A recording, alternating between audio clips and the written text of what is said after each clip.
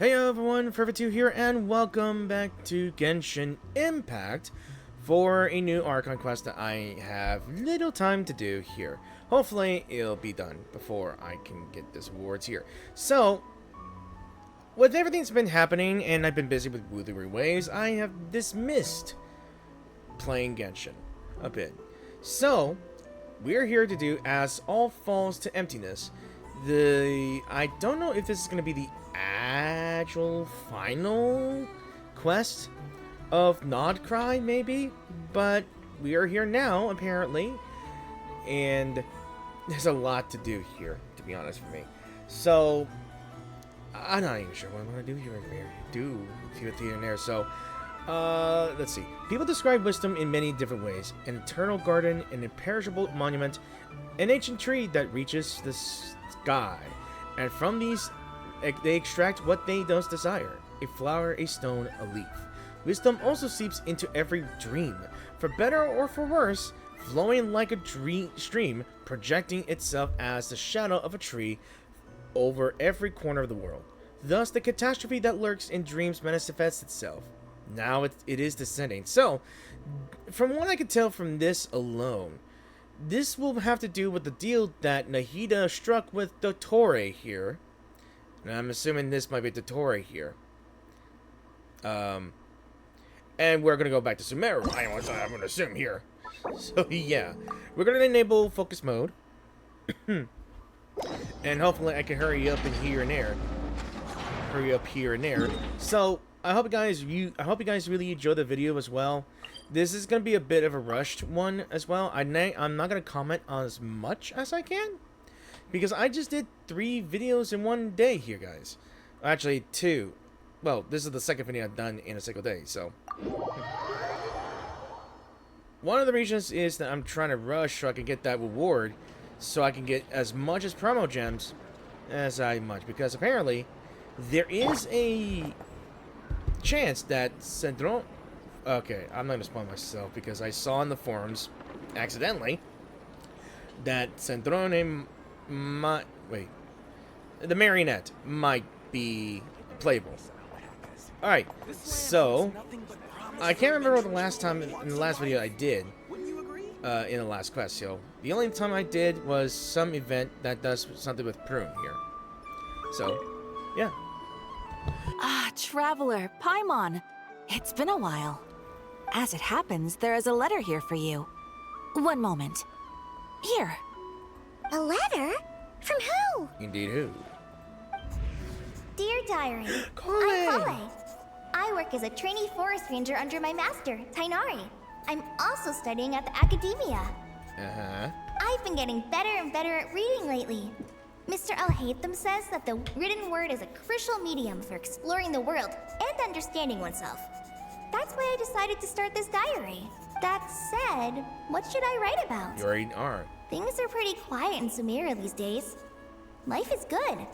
Every day is a fulfilling and happy one. When I think back to the days when I suffered from Elazar, or way back to when I was injected with God remains, I'm in a much better place now.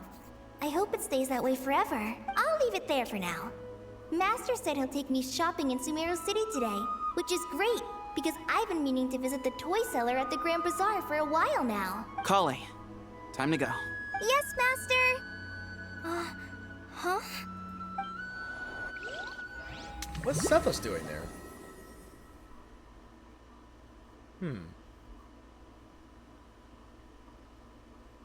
It's quite the loading screen. What? What's wrong, Kale? Is there something on my face? No, sorry. I didn't mean to stare. Did Master Tainari send you to pick me up? Master Tainari? What the... What are you talking about? I'm sorry, what is going on? Tainari is the General Mahamatra. No. He's probably busy arresting criminals in Sumeru City. Okay. I mean, if that's what floats your boat, I can introduce you, but... I think there's something wrong here, because the last time it was Sino being the Mahamahatra. Wait, Master Tainari is the General Mahamatra? But what about Mr. Sino? What the fuck is going on? Sorry? What did the Tori do? Oh, you mean that guy who just joined the Vahumana Darshan? Rumor has it he's the leader of the Temple of Silence. That's true, it's pretty impressive. Is that what you are? Sounds like you've been getting to know more and more people since you joined the academia. That's great, but don't let your forest ranger duties fall by the wayside, okay? What's going on? That's what. Sethos is acting like he's my master. And Master Tainari has taken over Mr. Sino's job. Is this some kind of prank? I think it is, and his name is the Tori. If so, it's a weird choice of prank. But anyway, Sethos doesn't look like he's joking. What is this all about? Hey, you're zoning out again. I'm gonna buy some tools for the rangers. Why don't you stretch your legs a bit? It's been a while since you last visited the city, right? What is going on here? Wait! He's right. It has been a while since I last visited Sumeru City. Was it always like this? I mean, it feels familiar, yet somehow... something seems different. Don't tell me this is another Samishara. Is this really Sumeru City? The stupid questions that brought me into the damn city in the first place. Is this the real one?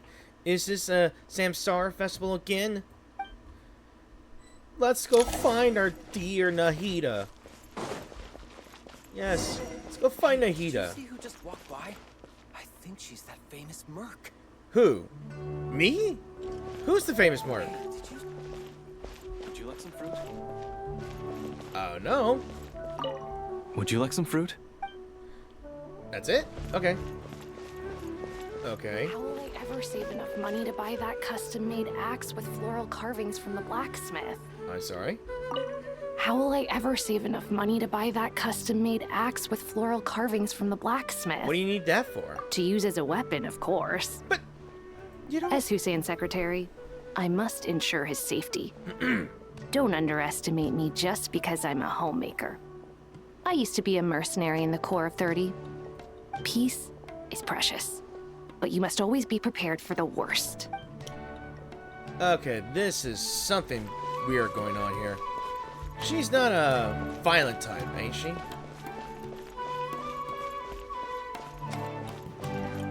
heard that Sage disappears without a trace as soon as he gets off work.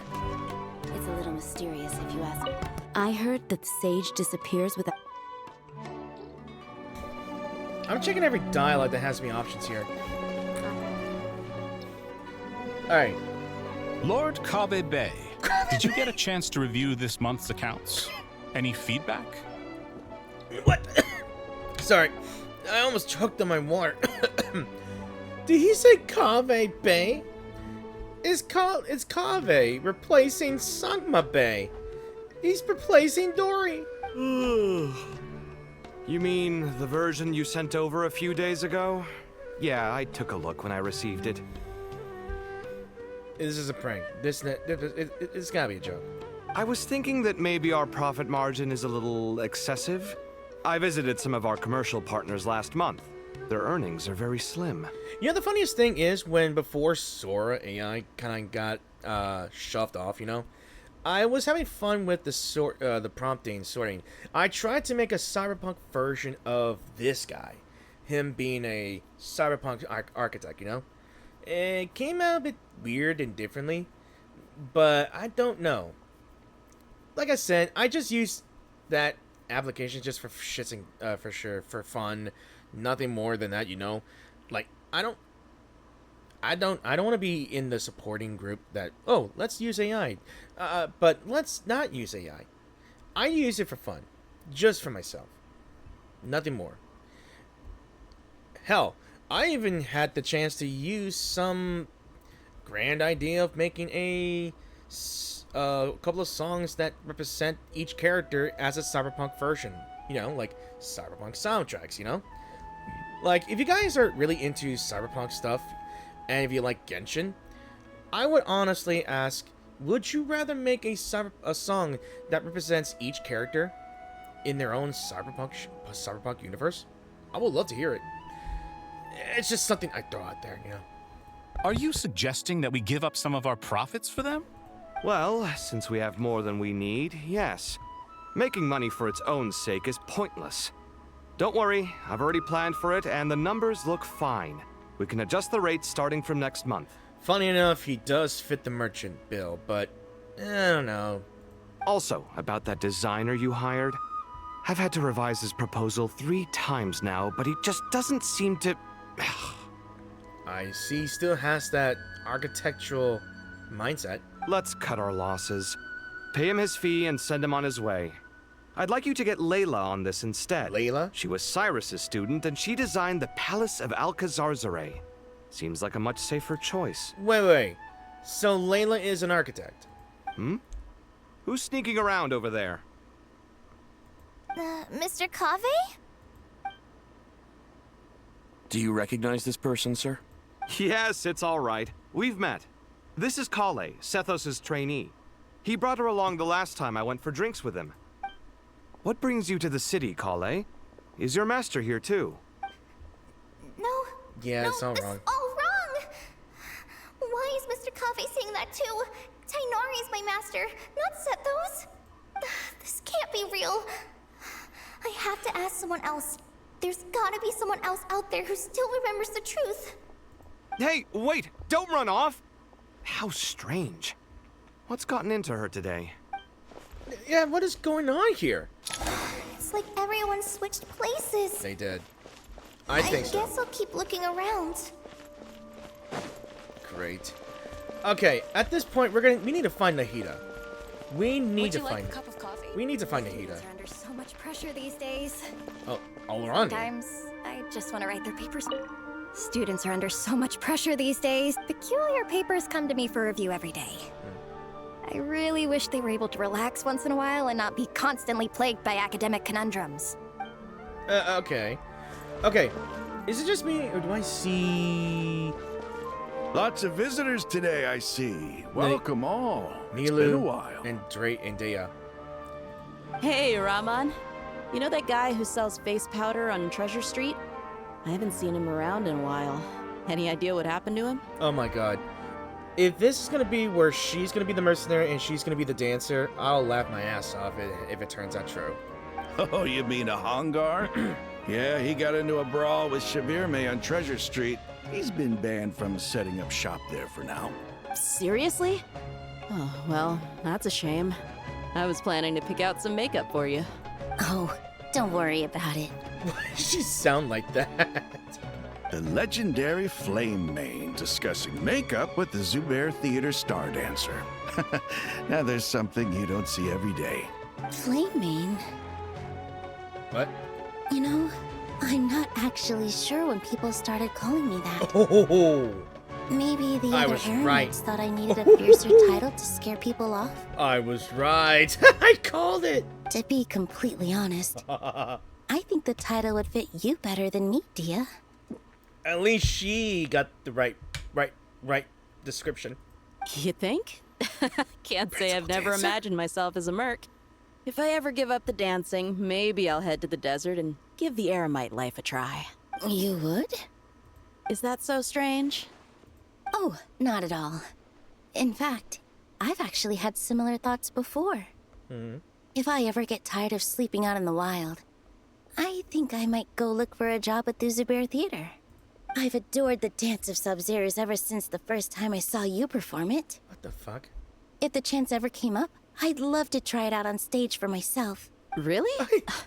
If our manager Sataria heard you say that, she'd hold you to it. Probably grab you by the sleeve and never let you go again. Hey, when that day comes, I'll do your makeup myself. How's that sound? Sure. If the day comes, I'd be honored. Just walk away, Kale. Just walk away. I'm weirded out too. And I know everything I've ever known. Suddenly it's all a jumbled mess. The question is, who's right? Them or me? It's you. My head feels so heavy. I can't think straight. Just think happy thoughts. Hey, look what we found. Hi, Mr. Sino. What are you thinking about? There's a chapter in King of Invocations where the spirit of someone who died long ago possesses a living man's body. To the outside world, It looks like he's developed a whole new personality. I was just thinking how terrifying that would be for his friends. Imagine waking up one day to find that a friend of yours has suddenly become a different person. That's exactly what's happening now. Huh? So what got you thinking about that? I don't know, but something feels off. Everything looks fine on the surface, but can human perception really be trusted? Well, I'm now scared because Sino is now acting smart. And if he's not usually this smart, that just scares me. That just tells me that everything has just gone to hell. Now I know this is not the real Sumeru, because Sino is smart, and Sino may not be as smart, but he is just, well, terrifying. Dory, Layla, what are you gonna be at? Alright, not a single more short. That covers you for this month's run. Scribe? What a relief. I was worried the design fees I received this month wouldn't be enough. Well, next time, don't fret. Just let me know and I'll give you a few days' grace. We've known each other long enough for that. Anyway, how are you settling in? I couldn't help but notice that you're staying up late quite often. Dory's taking Alhaitha's place and she's taking Kaveh's place. Yeah, I can't explain it. I just feel more inspired at night. Once I get in the zone, I can race through a whole bunch of drafts, no problem. But what about you? I keep hearing you sighing these days. I'm sighing. Is everything okay? Well, it's just... Don't you think this house is a little small? I guess I should be used to it after living here for so many years. But for some reason, I've been feeling claustrophobic recently. I want to move somewhere bigger. Funny enough, that Dory is still I'm not sure if she's still in Nod Krai. Once I've made enough Mora, I'm gonna buy a huge new house. As big as... at least as big as the Palace of Alcazarzaray. That sounds really expensive. True. I'll never be able to afford it on a scribe's salary alone. I need to find another way. Okay. I'm still saying that this is gonna be the Tory's doing.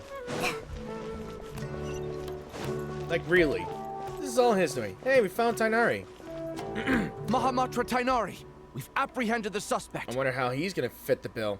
They say that the fool is prone to blind faith, but the wise man is not immune to it either. Siraj, do you have anything to say in your defense? Siraj. Tainari, you were the one who turned the sages against me. Just a few words of caution from you was all it took to destroy my research. Oh, it's that guy with the hive mind, right? And now you're trying to stop me again? You should know that mechanical life is the future. We must cast aside our useless flesh and... That's enough. I'm not in the mood to listen to your lunacy.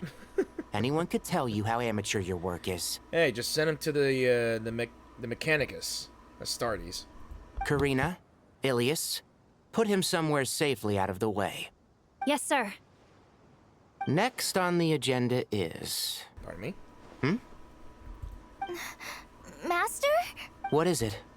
Wait, did Professor Zahahati send you? She's been encouraging me to take on an apprentice. Might be getting a bit ahead of herself there, though. No, Master! It's me! Kale! Listen to me! Something really weird is going on in Sumeru City! It's like everyone's identities have switched around! You're not the General Mahamatra! You're a Forest Watcher!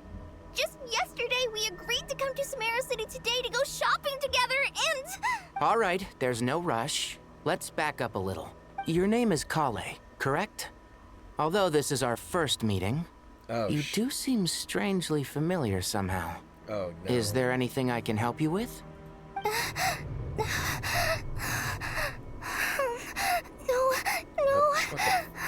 Oh, no. Breathe, girl, breathe. Master! Oh, God. What is it?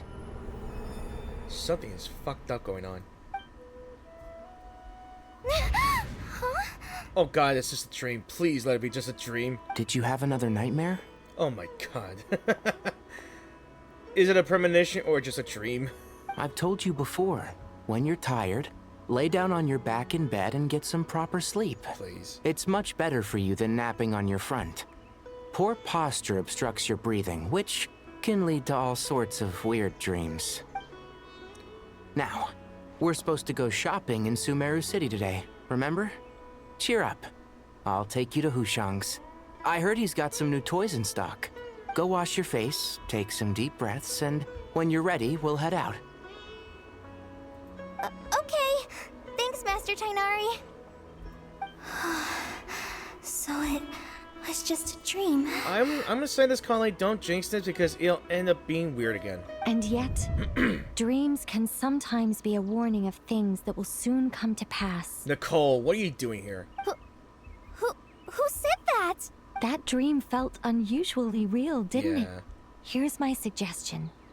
Since you're heading into Sumeru City anyway, you may as well tell Lesser Lord Kusanali about everything that happened. And just to be on the safe side, I think you should also inform your 2 traveler friends who once helped save Sumeru. I'd write them a letter if I were you. Time is short. A storm is coming from beyond the bounds of fate. Of course it's not Nicole. What the? The glitch. Why is there a glitch? Oh, okay. Okay. What is going on now? Tell me. What is going on now? Simulation report. What a strange situation. No wonder Kali was in such a rush to write us a letter.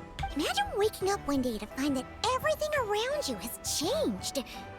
You might not even recognize Paimon anymore. Oh, that's a scary thought. Yeah. Let's get to Sumeru and find out what the heck is going on. I want to know too. Like, yeah. You know, I'm just glad that in some quests you're just immediately rushing towards here. Yeah, like that. All right. Okay. So, let's see.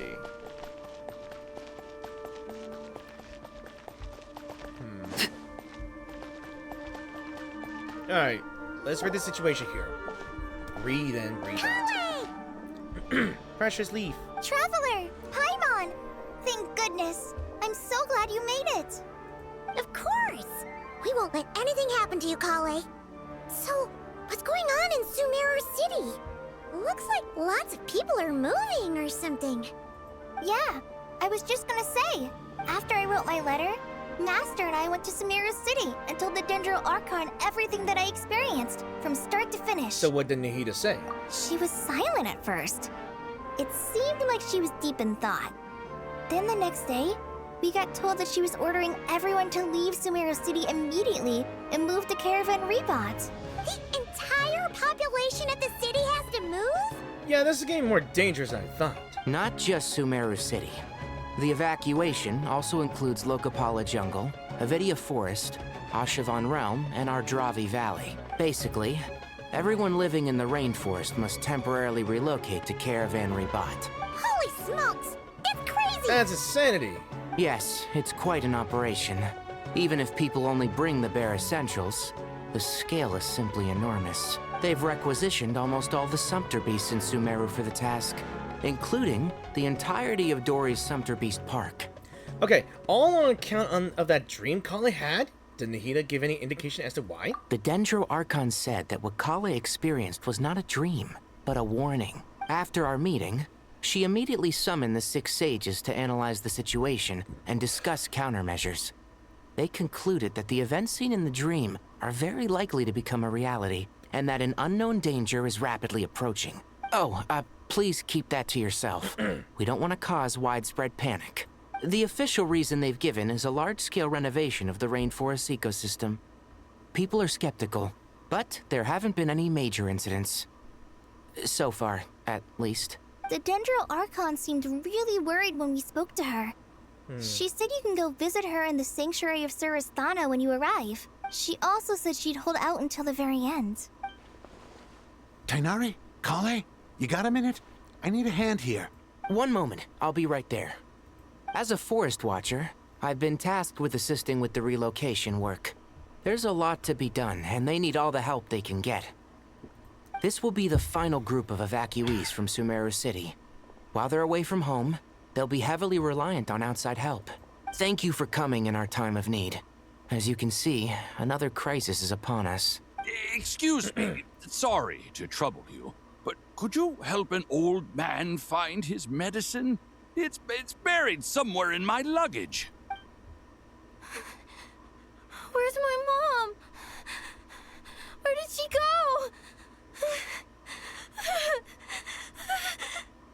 go? Don't worry. It'll be okay. Those items are worth a small fortune. There we go. Make sure you store them somewhere safe. You understand? I bet you thought you'd get away with this in the chaos, huh? Guess again. No petty thief gets past me. A mass evacuation inevitably comes with all kinds of problems. Nahida would never resorted to this unless it was absolutely necessary. The strange events of Kale's dream took place in Sumeru City. Whatever danger is afoot, it must start here, which is why everyone has to leave. We should go help the evacuees. See you around. I'm so glad that you believed me and came all this way to help. It means a lot. Please stay safe. Don't worry. We may not know exactly what's going on yet, but as long as we stick together, we'll find a way through this. Goodbye. Look after yourselves. Will do. See ya. Yeah. Paimon's not sure how she found the words to comfort Kale because, honestly, she's kind of nervous herself. Let's head to the Sanctuary of Surasana and see Nahida. What? Okay. For the looks of the... Okay. So what I have the feeling from the glitch, it's gotta be a Dotori. Who goes there? No unauthorized access to this place. By order of Mahamatra Sino. Are you blind? It's the Traveler and Paimon. Surely you've seen them before. Huh? Oh, so it is. I'm sorry, I haven't been sleeping well lately. My nerves are a little frayed. Not sleeping well, you say? What's troubling you? The Dendro Archon is in a very vulnerable state at the moment. Mahamatra Sino is concerned that our enemies might choose this moment to strike. So he's ordered us to strengthen our defenses. Just seeing you two again already puts our minds at ease. Please, enter. I'm sure everyone's expecting you.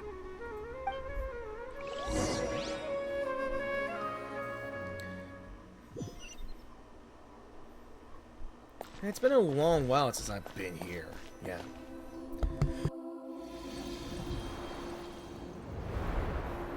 Yeah, I got the hat guy. Traveler, Paimon, you made it.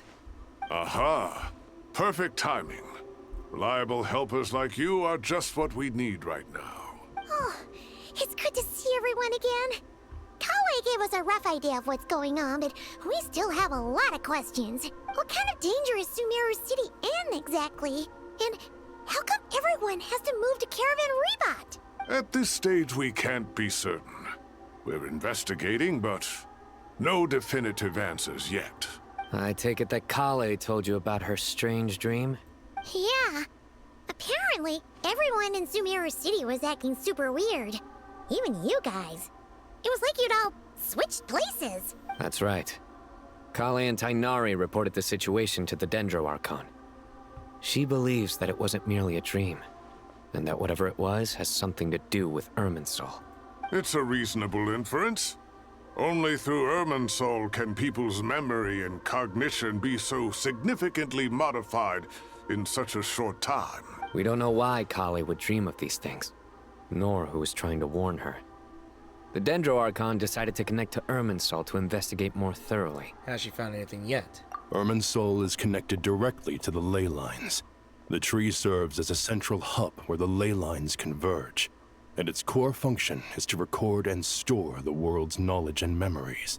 But something has gone awry, severely compromising the performance of this core function. Information is bottlenecking inside Irminsul, hampering the ley line's flow. If this continues, new information will languish unrecorded, with existing records thrown into disarray. In short, the souls of the dead will be stranded, while the living have their sense of reality warped. In the long run, Kale's dream could well become a reality. And that's just the beginning. There's no telling what other nightmares could end up coming true. Irminsul, the ley lines. I have come this far to use my death to open the gates of the ley lines to my people. Capitano. In that land, the captain was strong, but storing stranded souls inside his own heart. It was only after the rules of the Night Kingdom were amended that they were finally able to return to the ley lines. And that was just one nation. A problem with Irminsul itself could end up affecting all ley lines worldwide. Faced with a growing backlog of information, the Dendro Archon decided to connect herself directly to Irminsul and take over the recording and processing function herself. But it is an almost impossible task. Individual brains aren't equipped to deal with the sheer volume of knowledge and memories involved. All that information flooding in at once would instantly fry any human mind. And for a god, even for a god, the suffering must be unimaginable. The Dendro Archon's power originates from Irminsul. Any issue with the tree itself takes a toll on her to begin with. On top of that, she's subjecting herself to the grueling task of processing all that data. It must be torture for her. And despite all of this, she is somehow finding the strength to investigate the Irminsul situation from within and send us her findings. I finished analyzing the latest data. Looks like our working theory was wrong. There's no signs of Irminsul having been attacked from the outside. So it's internal then? Some sort of disease, perhaps? No. I've spent half my life studying the ley lines. If Irminsul malfunctioned this easily, the world would have met its end long ago.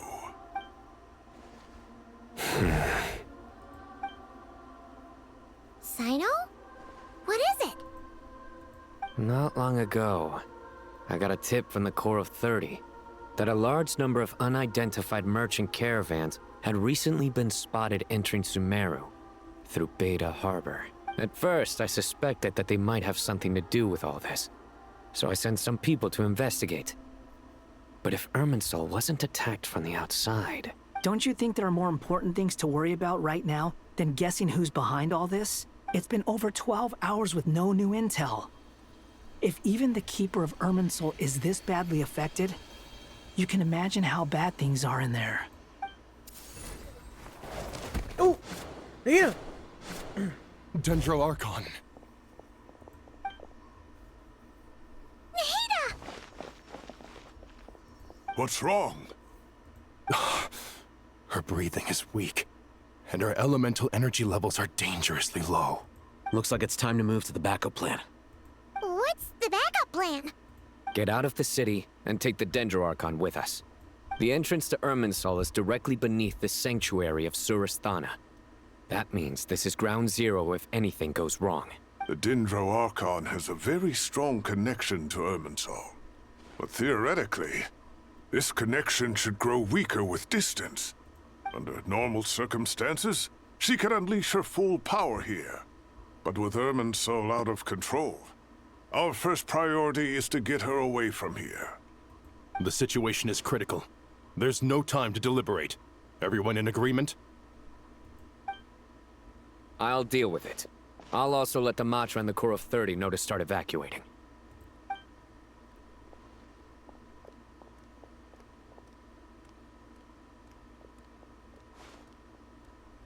Aww. Let's go. No sense grieving when there's nothing more we can do. Agreed. We'll be back as soon as this is over.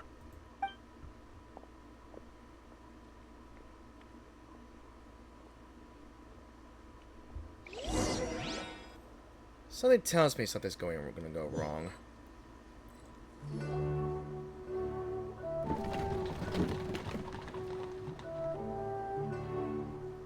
The last group of civilians has been safely evacuated. Dendro Archon's carriage will travel with them. Sino and Hat Guy will protect the convoy. That's good news, but you don't look very relieved. With the Dendro Archon in a coma, we've lost our means of investigating the situation.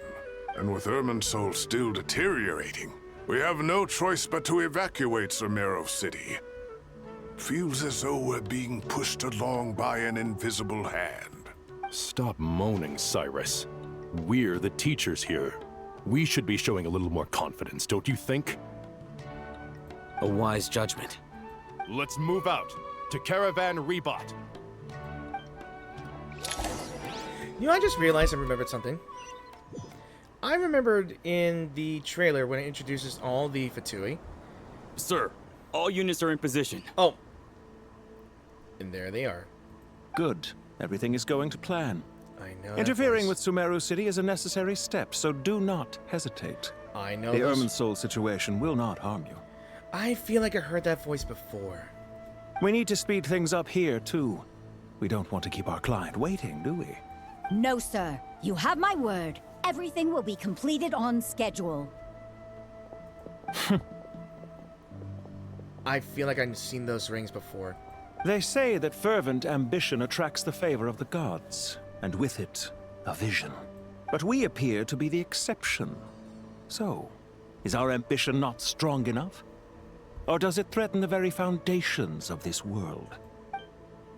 I feel like it might be who I think it is. But I'm not gonna say it yet. I want to be sure. Alright. Can I talk to these guys? Hey, guy! What? Nothing. You just look like you were lost in thought there. Do you have any ideas about what's going on? From what I know about Irminsul, the system doesn't break down that easily. I don't have the faintest idea who could have done this. Actually, one name did cross my mind. But, he's already dead. And that could have been Dottore, right? But funny enough, I think, what if he actually needed to be dead? So, can I assume that this period of time away won't count as part of the rental period? Bullshit. Maybe we should deduct it from next month's payment. Sure. Great! Wait, why are you suddenly being so reasonable? What's the catch? I'm always reasonable with rental payments. Like the time I refused to let you use that wine you brought home as collateral. That was a perfectly fair request, and you know it! Everyone runs low on funds now and then, don't they? And that bottle of wine wasn't cheap. You ought to be thanking me. Anyway, Sumeru City should be empty by now, right? With no one at home, I've been worried about security. I'm worried about burglars. What would they steal? That new scroll you bought? Ah! I'd almost forgotten about that. Oh, I only went and hung it up in the most conspicuous spot in the house. If anyone breaks in, it'll be the first thing they see. Well, no one but you gave it a second look while it was on display in the shop. I doubt anyone would go out of their way to steal it. You say that, but what if there's a thief out there who shares my aesthetic tastes? Then you can only hope he shares your taste in expensive wine as well. Always worth having some collateral. You! At this point, you two should just get married. At this point. Why I say that? Because it's getting annoying. Alright, is there anyone else I could speak to with this? No. Maybe. Not really. I just want to be sure before I move on. Oh yeah. I actually want to try out this build that I recently tried to discover here and there. Well, I highly doubt I'm going to access this anyway. So, well.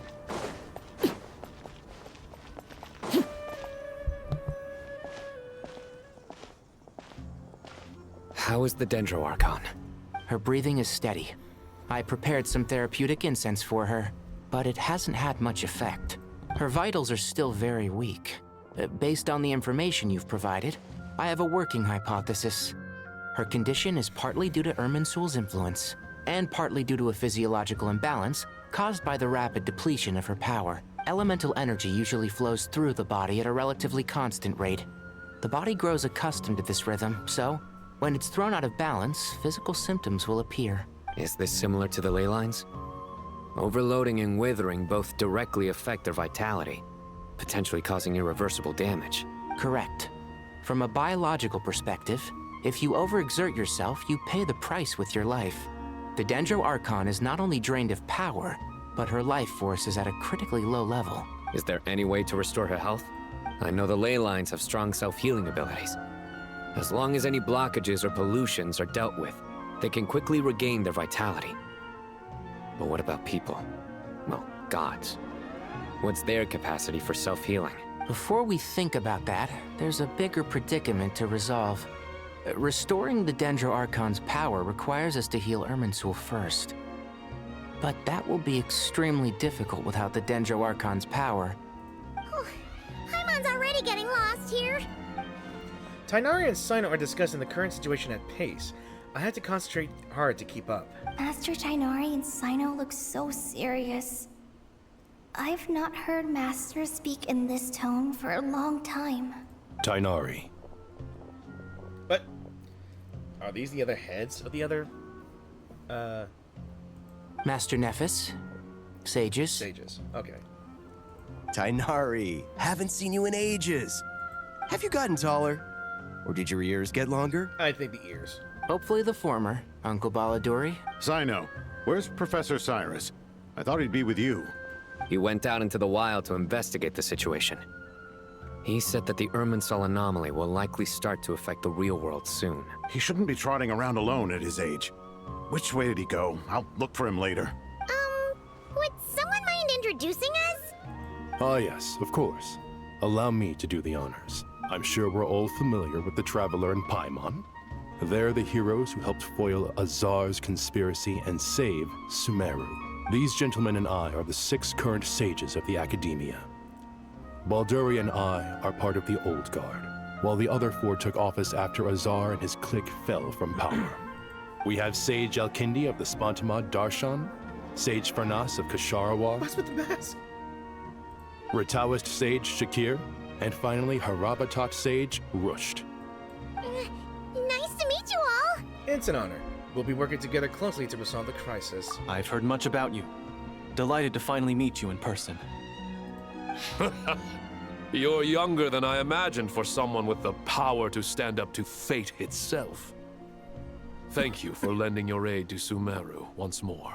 Once we're on the other side of this, could we get a photo together? My daughter has a friend named Isak. He's always talking about you two. Of course! No true hero would deny a child their wish. Back to business. So with the Dendro Archon currently in a coma, the people have taken temporary refuge at Caravan Rebot. But they cannot stay here forever. We need to come up with a plan as soon as possible. Farnas, any thoughts? Well, firstly, having reviewed the data, I'm inclined to agree with your assessment. This doesn't look like an attack on Irminsul from the outside. Rather, it resembles a malfunctioning machine. Calculations going haywire and sparks flying. That being said, before we consider how to fix it, we need to understand precisely what has gone wrong. Furthermore, we somehow need to ascertain this without relying on the Dendro Archon's power. We have no direct access to Irminsul. However, we might be able to gather the information we need from the ley lines. Study the branches to learn about the trunk, in other words.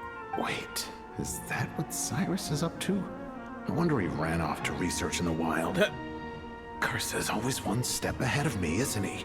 I heard that while in the sanctuary of Surasthana, the Dendro Archon had to serve as the central information hub herself. This is a clear sign the situation within Irminsul might be far worse than we can imagine. Irminsul is vital, not just to the safety of Sumeru, but to all of Teyvat. We must be the ones to bear responsibility for this world. To be on the safe side, I think we need to consider some backup plans. Are you saying we should consider a scenario in which Irminsul is completely destroyed? I was gonna say before the whole thing just interrupted here. There was a trailer that shows all the Fatui, yes, and at the end of it speaks with Dottore, and I think Kulumbina was asking Dottore a few questions. Then it shows a scene where Dottore was there when this massive tree is burning. The tree might represent Irminsul, I think. So I think at some point, and this was predicted about a couple of years ago. I don't know. I think it was a few years ago or a year ago. I'm not too sure. I can't remember. Let me know in the comments. It might be at some point in the future that Irminsul might be in danger, and Irminsul might come into direct contact with the Torre or whatever. The Torre was there, but the tree wasn't burned or anything. But I think it would come in later, you know, as something. I think he had planted a backup when he was in Irminsul, when he was striking a deal with Nahida to get the Gnosis from her. And I think the trigger, I'm going to assume it, and here's my assumption. To assume and activate some contingency he did with Irminsul, I think he has to physically die. Like, literally. Become a temporary god, I think, and he has to die within the ley line. I don't know. I'm just spitting out nonsense here. I'm just spitballing here. I'm merely pointing out that the possibility exists. You have a valid point. But until worst comes to worst, I believe we should focus our efforts on resolving the Irminsul anomaly and helping it recover. Kale, I understand that you were the first to foresee this crisis. If it's all right, I'd like to talk with you about it in more detail. Of course, but even I don't know how I came to have that dream.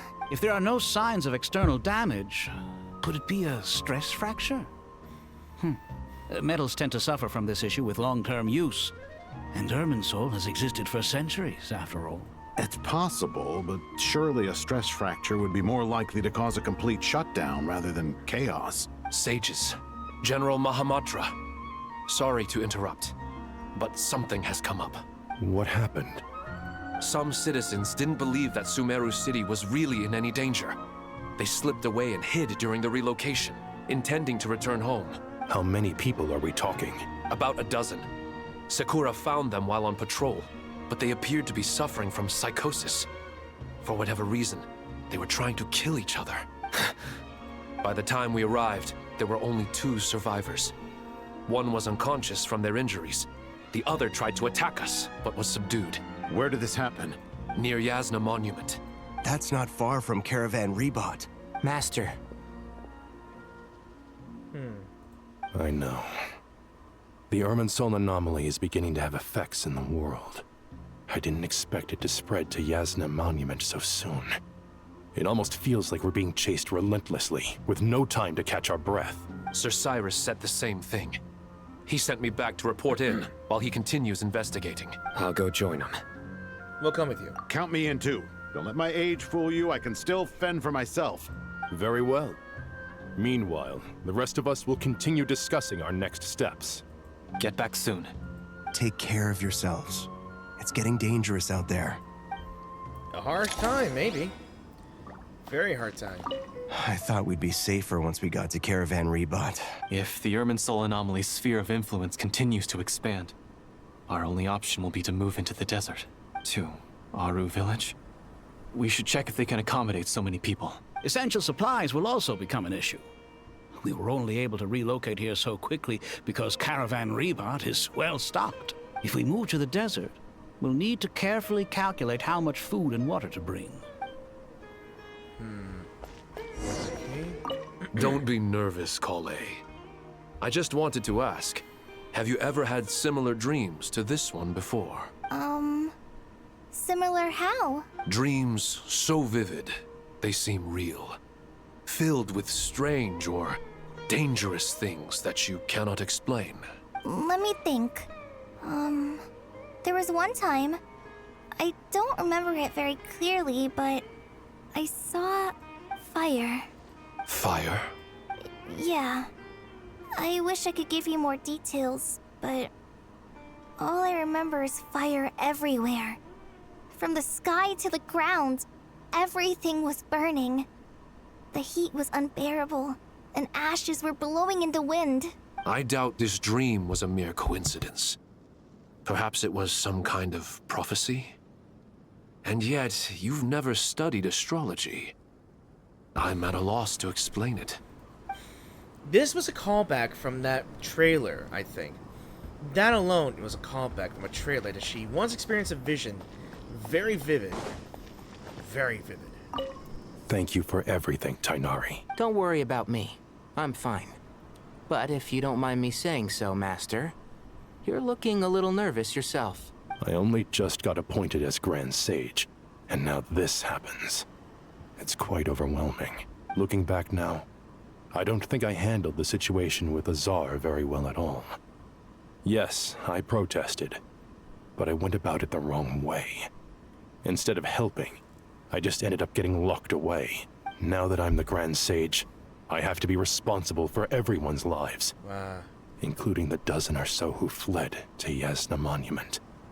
I can't help but blame myself for their deaths. It's only natural that you want to do the best job you can. But Master, we both know perfection is impossible. You're right. We may well be heading into the desert before long. Feeling up to it? We left in such a hurry that I didn't bring any sun lotion, but I'm sure I can make some from local ingredients here. That was a big part of my graduation thesis after all. Still remember? Of course, like it was yesterday. I remember asking you if you'd like to stay and teach, but you turned me down without a moment's consideration. Anyone else would fight tooth and nail for the chance to research by my side, but you couldn't get out the door fast enough. Weren't you afraid I'd hold up your thesis and stop you from graduating? If you'd pulled a move like that, I would have reported you to the Matra right away. You wouldn't give me a second chance? What about the bond between mentor and student? No, Master. I would not sit by and watch you go astray. Very good. Then I taught you well. Yeah, because you can't even handle the damn heat. Okay. Alright. Let's see. It should be over here, right?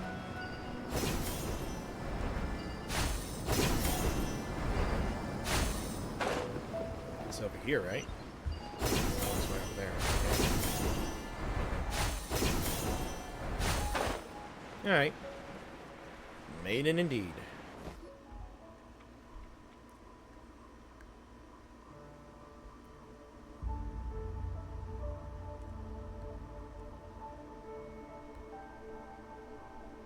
Please, don't go any further. As you get closer to Sumeru City, there's no knowing what dangers you might encounter. So this is our mentally disturbed man? I'm going to gut you all!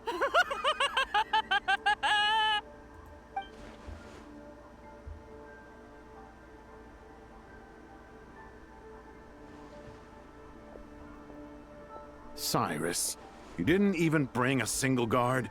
Do you think you're some sort of warrior? Who are you? It's fine. Come here and look at this. Oh, it's...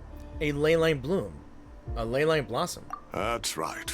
Flowers that bloom from openings in the ley lines, indicating some sort of anomaly. I don't believe I've ever seen a color like this before. I have. Back at Nod Krai.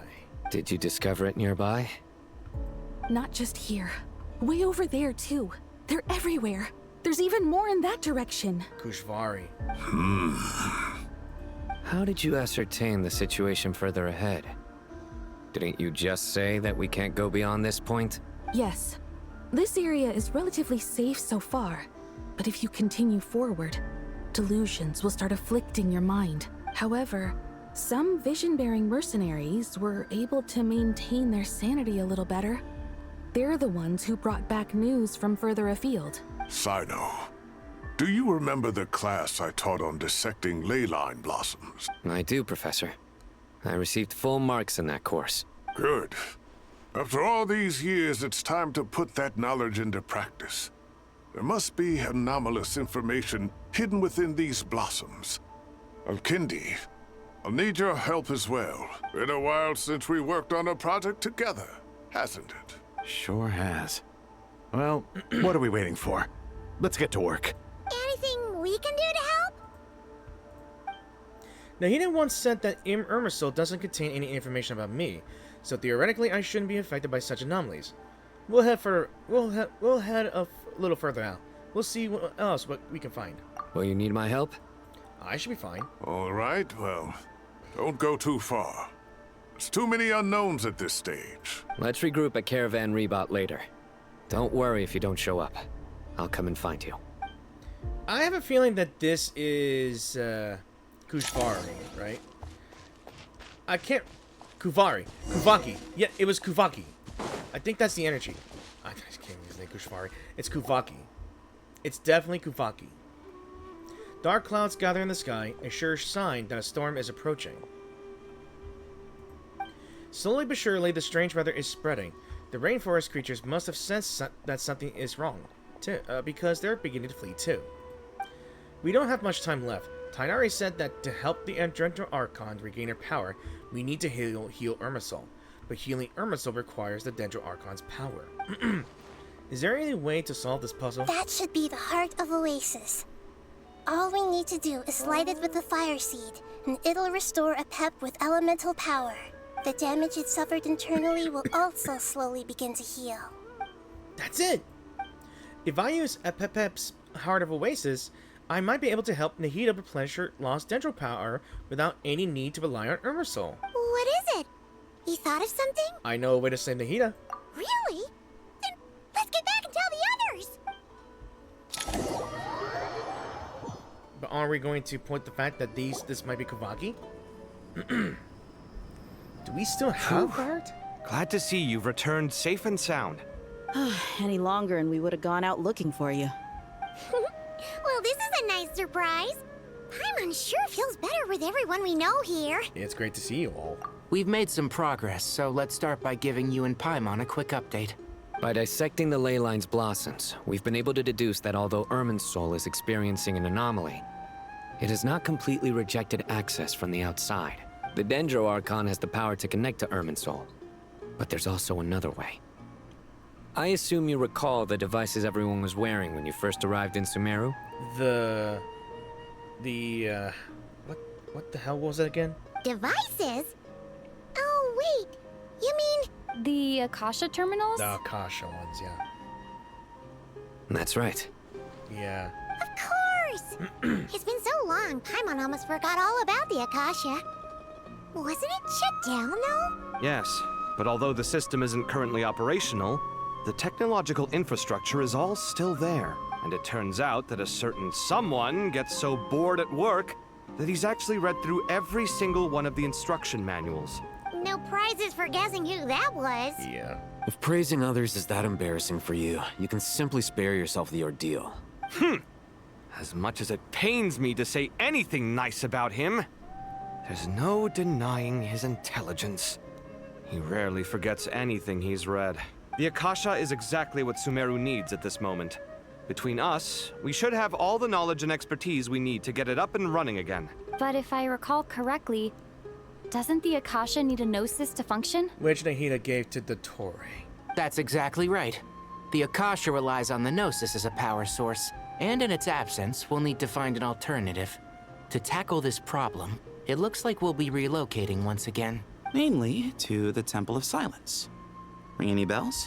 It's the only major institution in Sumeru dedicated to preserving the knowledge of King Deshret's civilization. You might find the answers you're looking for hiding there. I agree. There's a good chance. Master Nephis and the other sages have discussed it. As the chaos from Irminsul continues to spread, Caravan Rebot won't be a safe haven for much longer. We have to move into the desert next. The scholars and sages will head to the Temple of Silence, while the civilian population seeks refuge in Aru village. The Eremites will keep everyone safe during the journey, and Candace will be there to receive us at the village. This leaves us just one thing to worry about. That Dendro Archon. She's very weak. We can't afford to wait until Irminsul is fixed. There has to be another way to help her. Huh. Well, luckily, the Traveler had a eureka moment while we were out investigating. Really? Yeah. Wow, nice one, Traveler. Let's hear it. You tell everyone about the time you and Nahida saved Epepep. What say our Amorta experts? Theoretically, it's feasible. From what you're saying, although elemental life and elemental energy have their differences, the Dendro Archon has explicitly stated that she can imitate the power of the former. In which case, as long as Epep is willing, she should be able to convert her own power into a form that the Archon can use. It wouldn't be difficult for her at all. The only problem is convincing her to help. I'll find a way to persuade her. Yeah! Even though she wasn't exactly friendly the last time we met, she didn't refuse to talk with us. When she realizes the danger that Nihida is in, surely she won't turn a blind eye to it. Well, hopefully not. Either way, we're not exactly spoiled for choice here. Hey, it's better than having no options at all. I agree. Without Irminsul's aid, the legendary Dendro Dragon Apep may well be the only living thing in Sumeru who can help our Archon recover her power. There's no time to lose. I'll bring this proposal to Master right away. If he and the other sages agree, we'll split into 3 teams. The academics will go to the Temple of Silence to look for a solution to the Akasha problem. The Eremites will escort the civilians safely to Aru Village, and the Traveler and Paimon will take the Dendro Archon to see Apep. There's still a long road ahead, and no knowing if we'll make it. But at least we have a direction now. I'll take it over floundering around in confusion. If there are no objections, then let's proceed. But before we adjourn, I would like to leave you all with some parting words. No matter the distance between us, there will always be an invisible force tying us together. May the bonds forged in the past shine bright like stars and open a new path before our feet. At least you didn't finish it with a dad joke. Huh. Is that from King of Invocations? Never mind. No. This one's from King of Invocations, the sequel. What's the difference? The sequel is the beginning. The sequel's much cooler? Fucking nerd. Couldn't agree more. Fucking nerds. Well, it was very apropos. Once this is all over, I'll give everyone a copy of King of Invocations and the sequel to show my gratitude. Come on, let's get moving. At this point, I'm gonna have to take a break here for a bit, and I shall be back. Alright, so let's inform the sages, where they at, about the plan. Also, I brought my dinner with me, just in case. But it's good. Alright.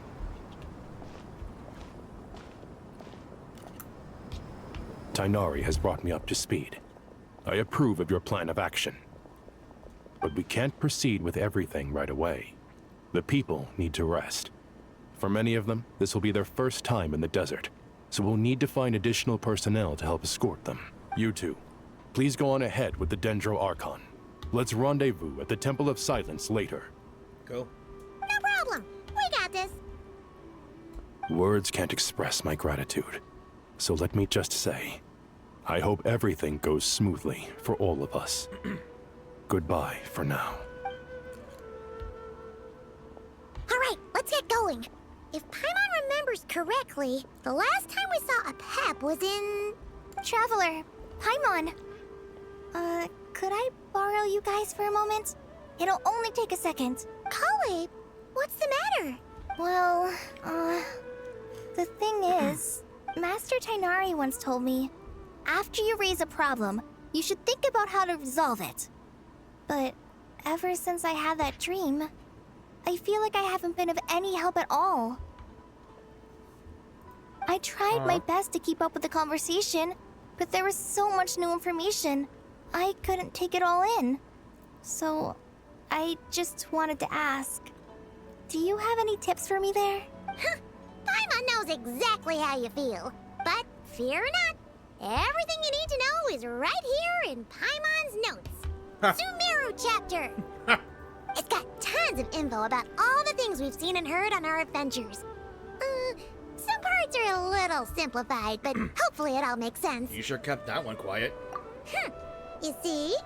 Being the greatest guide in Tibet isn't just a fancy title. It takes a lot of hard work. I'm sure. Paimon doesn't always understand the things you're talking about with other people. Whenever that happens, she notes down the confusing parts and goes over them in her own time. This is perfect. Could I borrow it? Sure. Matter of fact, you can keep it if you want. Paimon has another copy. The spare copy was originally meant for the Traveler. Paimon used to worry that one day she might not need a guide anymore, so she wanted to have a gift for her, in case we ever parted ways. Aww. But it doesn't seem so necessary nowadays. We have so many more places to see together. One copy will be enough for both of us. Thank you so much. But still, these are your treasured memories. I think I'll make my own copy and then return the original to you. Anyway, that was all. I won't keep you any longer. Have a safe trip. See you again soon. See ya! Carly is such a cute, sweet being. Alright, time to bring the Hida to see a Pep. Let's hope that old grouch is in a negotiating mood. How much of a negotiating mood indeed. What the hell? Guiding notes. Okay. Guiding notes. Okay. Certain conversations. Hey, here's a thought. If we brought Nervalette along, do you think he could help us persuade a Pep to help? Actually, never mind. In a Pep size, Nervalette's probably one of those dragons who's grown too close to humankind. Yeah. They might end up fighting for all we know. Yep. I forgot how you take that up here. Is that this one? Or is it just, Okay. Quest overview. What is this? Alright, guiding notes. Here? Okay. Okay. Okay, that's fine. That's a good update. Onwards. I think we fought a Pep once. Yeah. Oh. I had a feeling your kind might come calling. The ley lines are in disarray. Something has gone wrong with Irminsul, yes. Alright, who am I talking? Alright. Let's see. A Pep, Dendro, Dragon Sovereign, the ruler of elemental creatures who stand at the apex of Dendro itself. Okay. Nothing gets past you. I guess we can skip the explanation then. Even from a great distance away, I can sense that Sumeru is headed for destruction. You who took our home from us, prepare to watch as your own world is plunged into oblivion. Oh, how the cycle of history comes to a poetic conclusion. This isn't a joke, Pep. The Hida's in grave danger. Can you please help her? Is she now? Then do explain. For what reason should I lend Boer my assistance? Let's see. The safety of Sumeru depends on it. The very survival of the world could be at stake because you owe a debt of gratitude, and this is the way you can repay it. Oh, hold on. I'm honestly not sure if I'm to say this one. I'm not even sure if this is gonna help. You know? Hang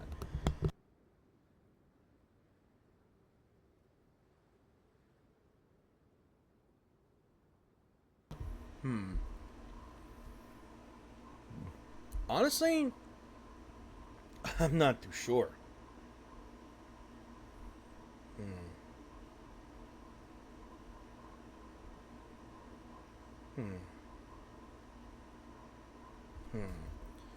Let's see. We need...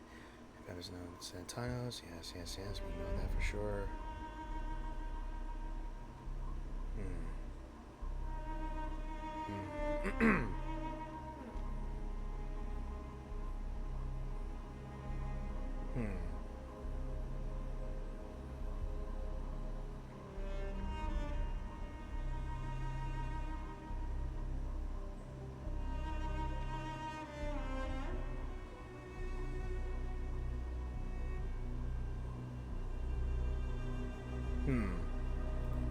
I would think...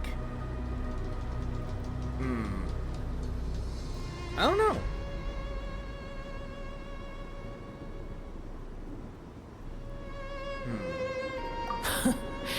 The age of the dragons ended long ago, and the world that replaced it is under the dominion of the heavenly principles.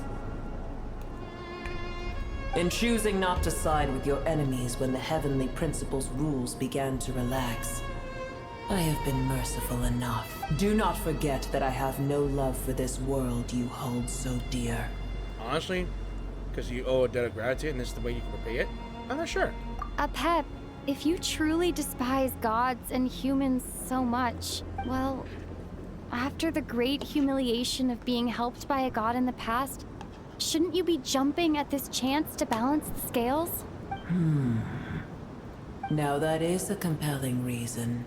When El Ahmar plotted against me and I was tortured by forbidden knowledge, it was Buer who saved me from agony. And though I regard with shame the pity of my enemies, to receive aid without repaying it would likewise tarnish a dragon's dignity. Oh, tiny Buer, puny humans. Just this once I shall deign to show you the true power of dragonkind. Whoa! It's happening again! We're gonna get sucked in! Hold on to me. We don't have the protection of the fire seat this time.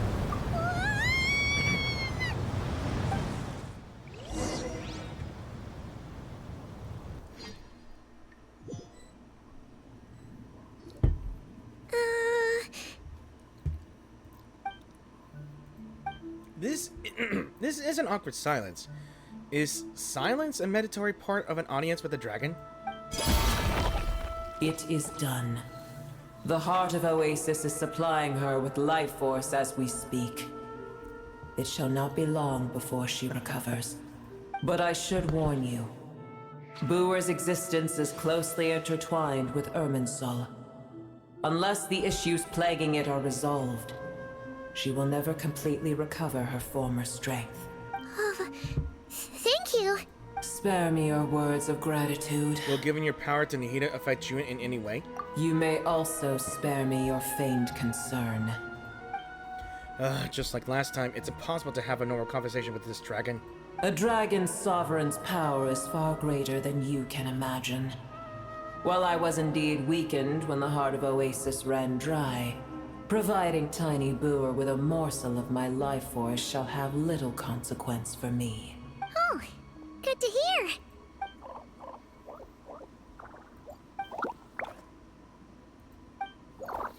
Just like Apep once said, the elemental life forms who merged with her have now been reborn. The knowledge, memories, and emotions they once had are gone.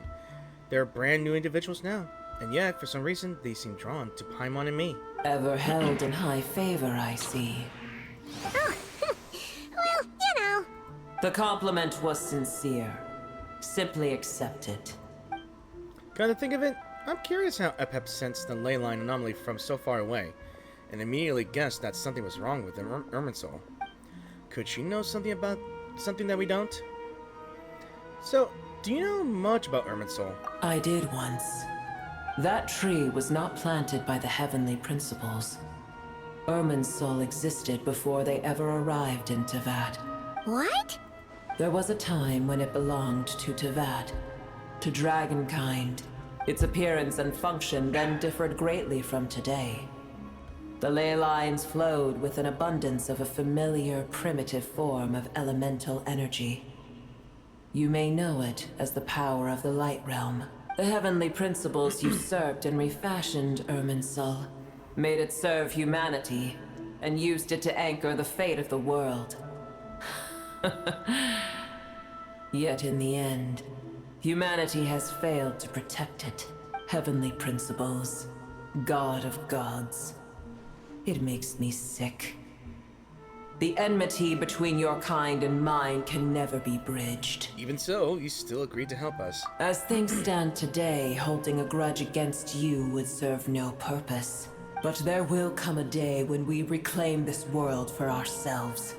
The opportunity will arise no matter how long we must wait. I can already sense that far away from here, the Hydro Dragon has wrested his authority from the hands of the usurpers. That he did. But we have yet to meet. I know that we are both preparing for our revenge day and night. I don't think your ideas will be the same. Uh-huh. Yeah. It's probably best if we don't tell Epep that we're on such good terms with the Hydra Dragon.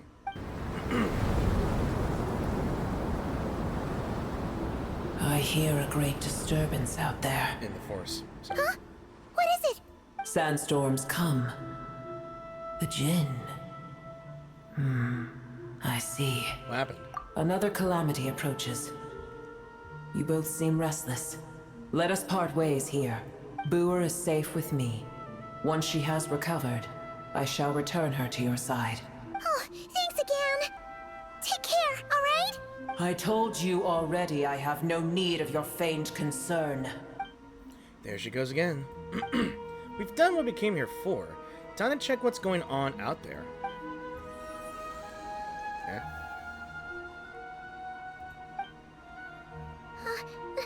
Nahida? You're awake! Are you okay? Cease your interrogation. Yes, she awoke for a brief moment, but she has now lost consciousness again. Take it. We shall talk more at another time. The statues of the gods hang inverted from the heavens, but one alone is unique among them. Its location is redacted. Remember, tell no one. The moment I touched the key Nahida handed over, a mysterious piece of information appeared in my mind. I don't know what it means, nor how to decipher it, but I will firmly commit it to memory. This must be incredibly important information. I don't know why Nahida would keep it a secret from everyone, but it's probably best that I do the same for now.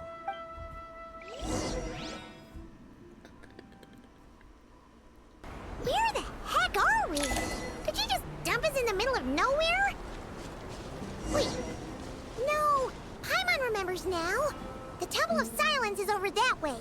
Come on, let's go find the others. And I see a sand tornado just blocking ways. And things obstructing us. There's no need for everyone to stay here. I'll protect the sages. The rest of you, return to Aru village. Yes, Mahamatra Sino.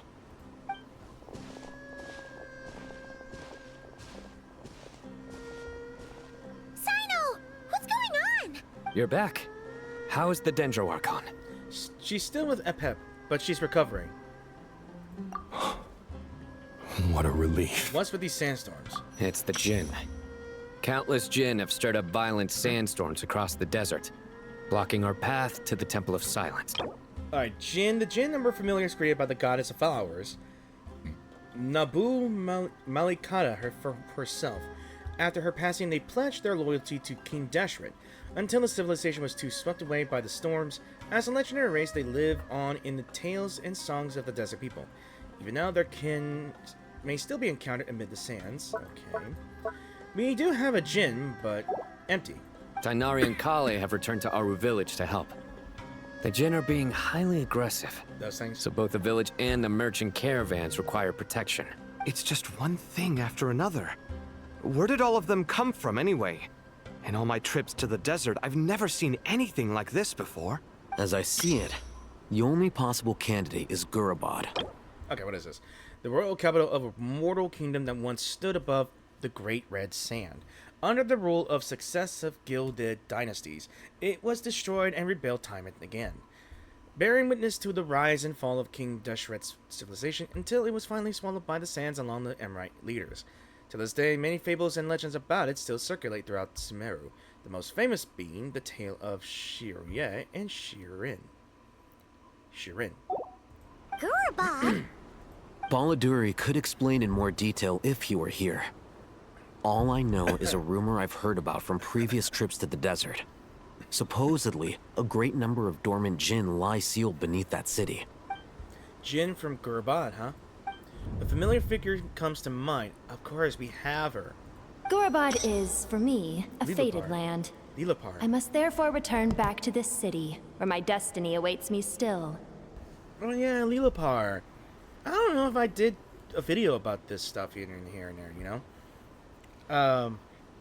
Yeah. My master, I am sorry that I couldn't stay by your side for long, and that I could not have more time to get familiar with you. Lilapar. Lilapar indeed. Paimon and I should take a trip to Gurabad. Yeah. We one said goodbye to a friend there. Well, maybe not a friend exactly, but someone we met on the road anyway. She was a strange bottle. If we can find a way to wake her up, maybe she can help solve the situation in Gurbad. Well, be careful. You may find there's more than just the Jinn to worry about. You mean there are other dangers in Gurabad? It's a sensible assumption to make. The moment we arrived in Caravan Rebad, the Irminsul anomaly started spreading in that direction. Now we've moved to the desert, and suddenly we're plagued by Jinn and sandstorms. To call it a coincidence would be a stretch. Don't worry, we've gotten a lot stronger since our last stint in Sumeru.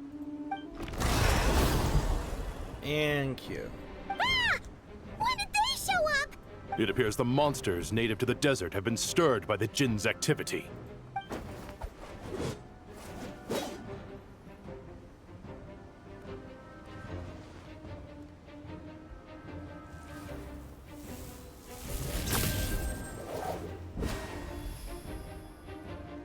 You should get going. We'll take care of things here. At this point, we have no choice. Be careful. You too. Don't do anything too risky. You got it? Just wait back. Bye.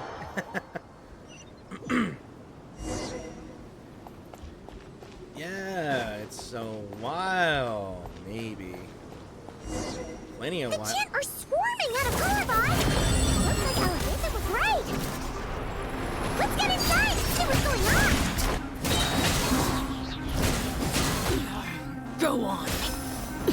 Get to work! Suffer the wrath of Eastling! That enough? I think not.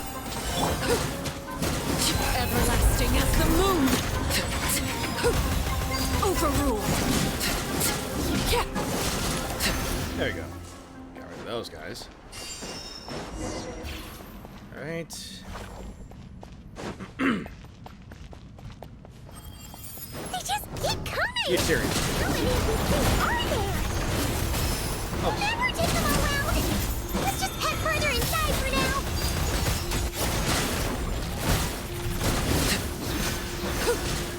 Oh, you know what? Yeah, she's right. We're not. Ow!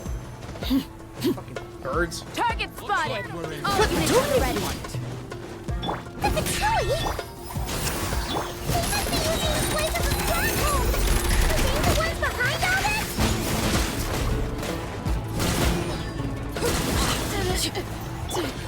Begone! I live within you. Lolene! Eat Papa! Get!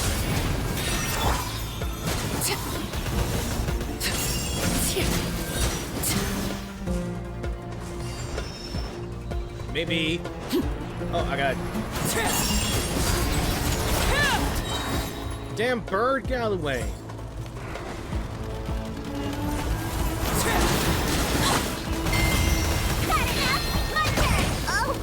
Oh, sorry, Prue.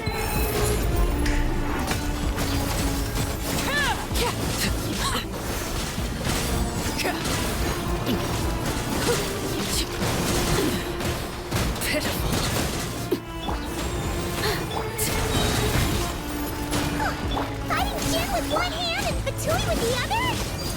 This is pure chaos! It is pure chaos already. Where are they supposed to go? Like, keep fighting until they're down? Such defiance. Our little secret. All possibilities. Damn it. Alright. Come to a close. Just go away. Witness my lies. Overruled. Wait, seriously. Do I just... Looks like we're oh, do I have to... Oh, I had to... She despawned. Okay. Alright, you know what? I just wasted my healing just to get did it from those guys. Alright. We're gonna move away. A long way.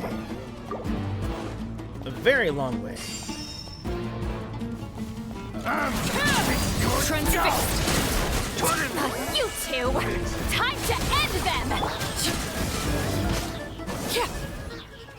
God, just go away, damn you.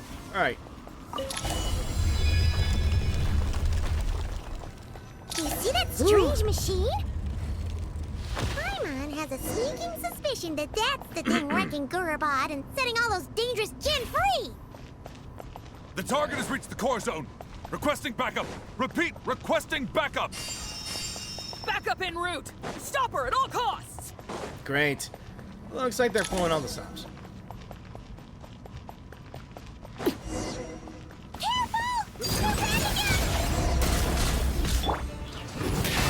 Oh, no, no, no! You... Laid bare. Fulfill our pact.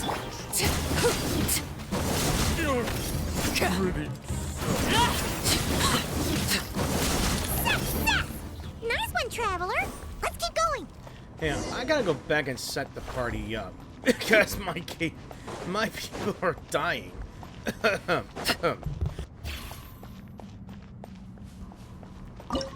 So I could do the build here already with Prune here and there, but I don't think I can with This you. world is full of unsolved mysteries.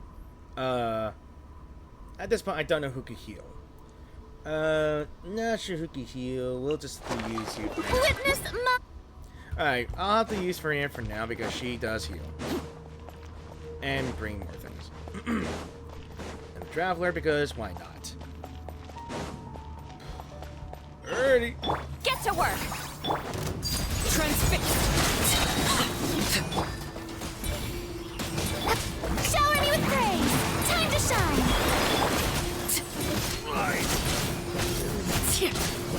Everlasting as the moon. Overruled.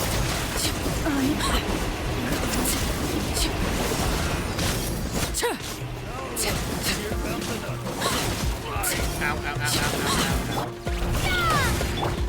Lolling, East Papa, get him! Fulfill our pact! I'm like, alright, how is the Traveler dying? Okay, where's my healing items here? Yes, you know what? I'll just do the... Bye. Transfix! Show no mercy! This is where you fall. Alright.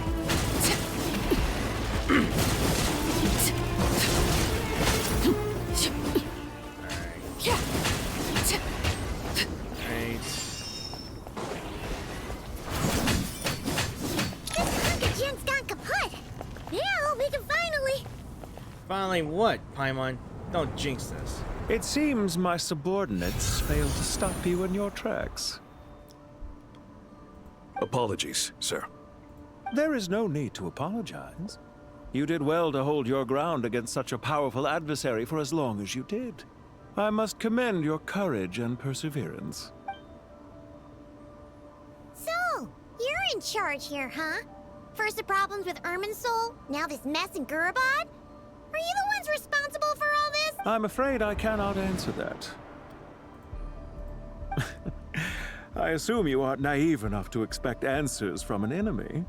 Oh, this guy is so snooty! However you want to spin it, you're clearly involved in this somehow. So you can either start talking, or we'll have to make you talk. Let's get him! Traveler, what's wrong?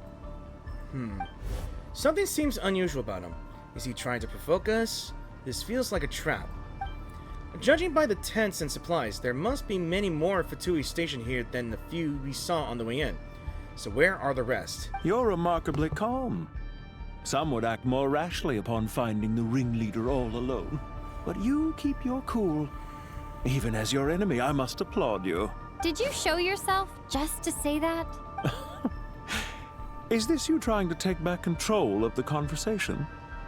Unfortunately, I really don't have anything to say to you. I am here merely to indulge my own curiosity. Your names are well known among the Fatui. Naturally, I wanted to observe you up close while I had the chance. Hey! Don't treat us like we're some kind of exotic animals in a zoo! Paimon, you're putting... Never mind. Oh, I wouldn't dream of it. You seem rather predisposed to misunderstand me. I'm quite aware that you are both heroes of great renown. You have resolved crises in many nations and won countless allies along the way. I've been following your adventures with great admiration.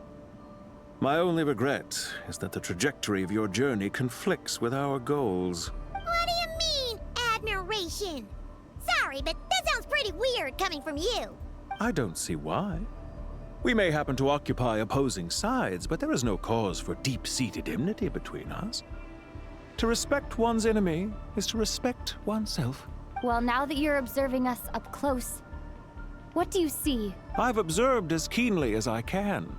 Yet, while I endeavor to understand, your true strength remains a mystery to me. Violence is not my area of expertise either, so, you see, I would much rather converse with you like this than determine a victor with the edge of a blade. Besides, I've heard that even 3 moons in the sky fail to eclipse your brilliance. I know better than to bite off more than I can chew. 3 moons? So, you have a connection with the Harbinger, the Doctor. Okay, so, yeah, new information here. Rico Scholar, yeah. Well deduced. Our commander, Dottore, died in Nod Krai, but there are things that do not end with his departure. We must... Look at me. I almost divulged more than I should have. What are you after? Revenge for Dottore? Or are you plotting something else? I've said quite enough, I believe. There's no point in continuing this conversation, except to say, I've noticed that you seem to know your way around here quite well. A repeated visitor to Gurubad, are we? Ugh. I'll take that as a yes. Then I'm sure you'll have heard the story of this place. The mother of the Jinn, Lilupar, and the tragic tale of her vengeance that spanned 3 generations. It was right here that Lilupar once helped the wise to ascend to the throne. But from that moment on, every king who sat upon it was corrupted by power. These degenerate rulers lost control over their nation, and with it, the right to occupy that exalted seat. What are you trying to say? I once admired you for your adventures. That is the earnest truth. But it appears to me that your journey serves ultimately to uphold the rules of this world. Are these rules truly just? Does the heavenly principles rule with wisdom or folly? And how can we be sure that the 7 who wield authority over the world will not be corrupted? Do you seriously think you're gonna convince us of anything? Convince you? I'm sure my commander already tried that. Why would I waste my breath doing the same? If a few words from a stranger were enough to make someone completely change their stance, it would only prove that they never had a firm will to begin with. I am merely stating my position, so that we might understand each other better. One's enemy in the present may not necessarily be an enemy for life. As for what game I'm playing here, I'm simply buying some time. But now I must bid you farewell. It was a wise decision not to attack me immediately. Since you did not fall for my ambush, I will now have to ask those in hiding to reveal themselves. Leave this to us, sir. Very well. I trust you to do what is necessary. Stall her while I execute the next step of the plan. Sumeru City, Irminsul. Hey! Stop right there! Don't you dare leave without explaining yourself! All units, stop them! Protect the commander! Did you hear that? He mentioned Sumeru City and Irminsul! He definitely knows something! We can't let him get away! Get rid of these pesky soldiers, quick! Rear guard to the front! Don't let them through!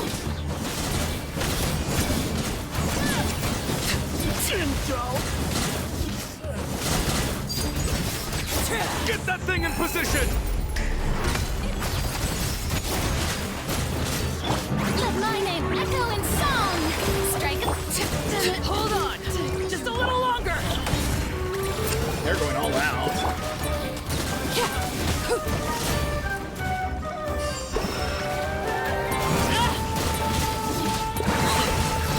Transfixed! This is where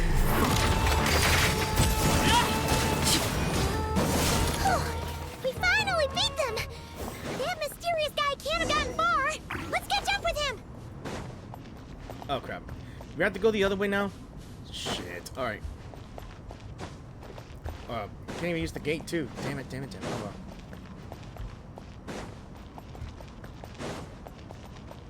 well. He's probably gonna disappear. I know for sure. I know for sure.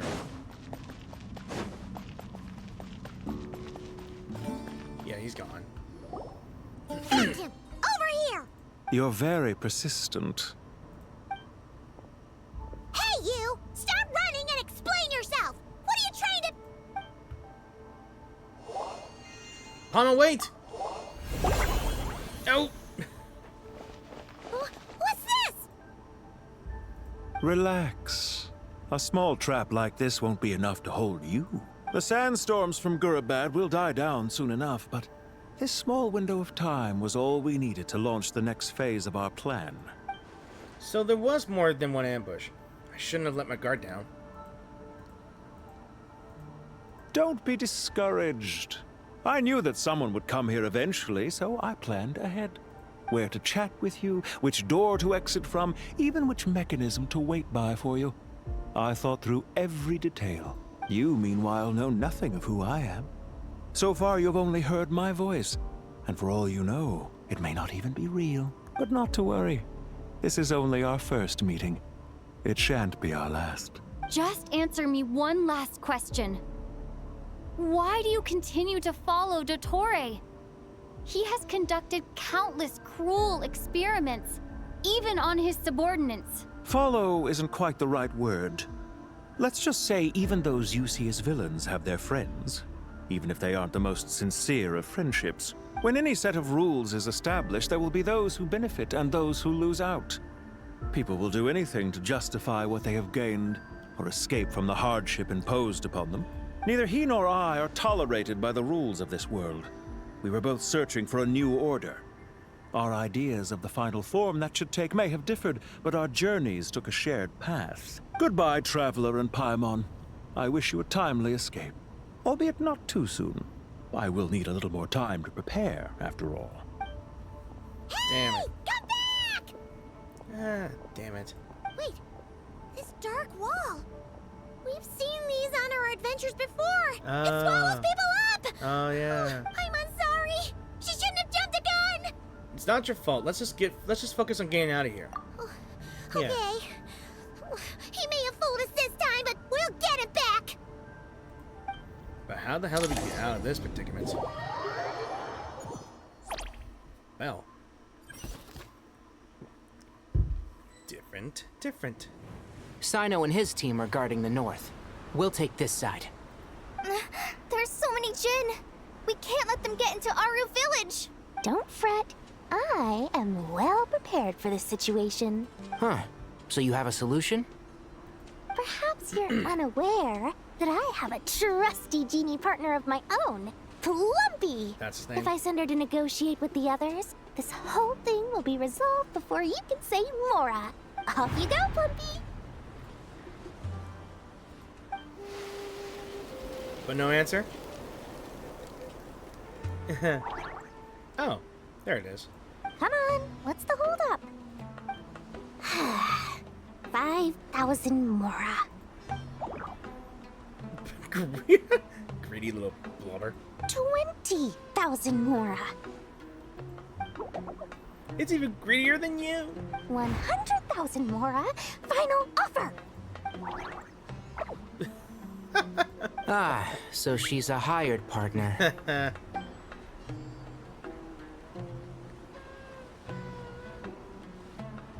Hired partners are reliable too. Plumpy here is a highly skilled negotiator. You'll see. Just a few words from her and... I think negotiations fell through.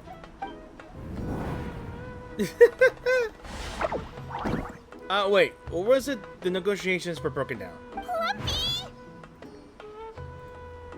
Don't you Jin have any respect for the rules? This was supposed to be a negotiation! How dare you treat my messenger like this? You wanna play rough? Two can play at that game! Oh!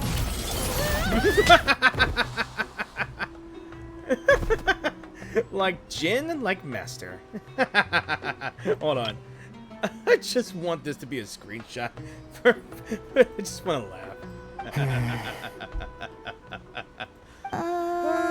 Yeah. Looks like it's up to us now. Be careful, Kale. That almost made me cough. Yes, Master. More dependable than these two dimwits.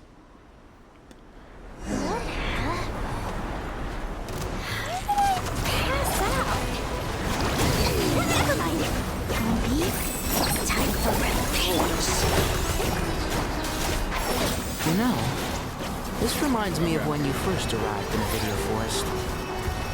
You were trying to help a child retrieve a lost toy when you stumbled upon Spino Crocodile territory by mistake. Yeah, I remember. Our first time fighting side by side. Fighting side by side? I seem to recall swooping in to rescue you with a team of forest rangers. Please stop. Can't see?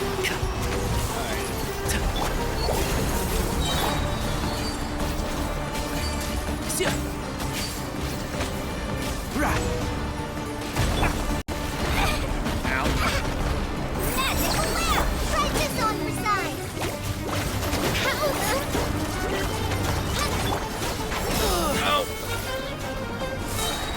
I hear everything.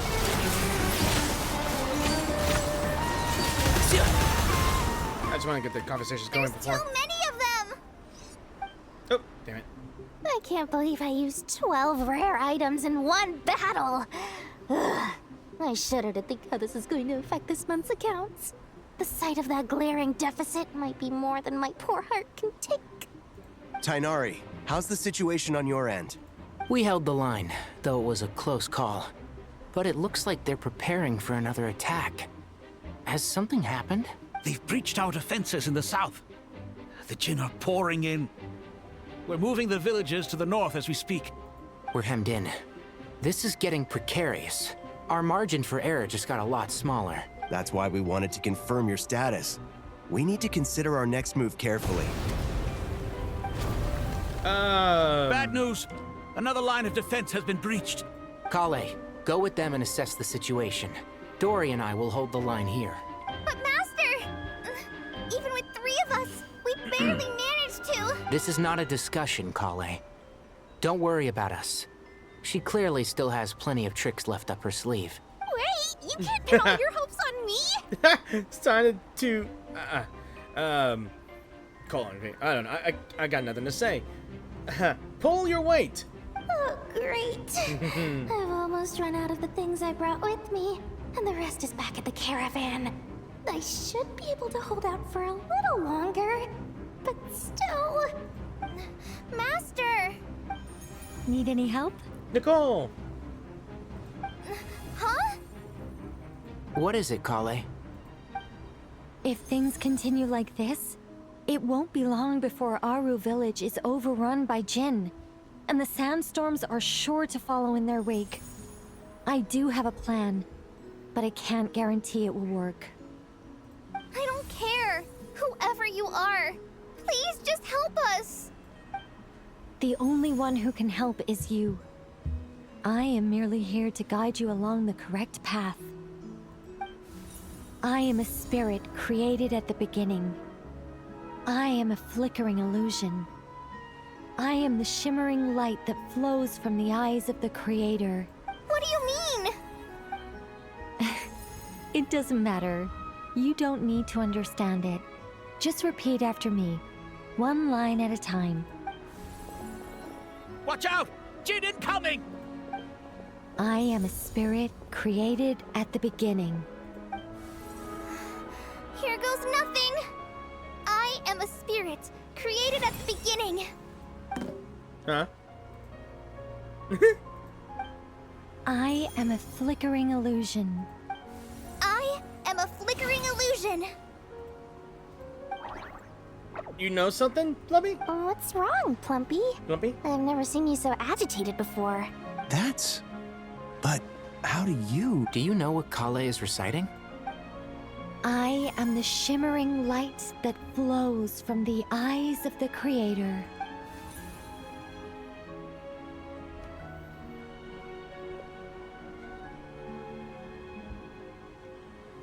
I am the shimmering light that flows from the eyes of the Creator!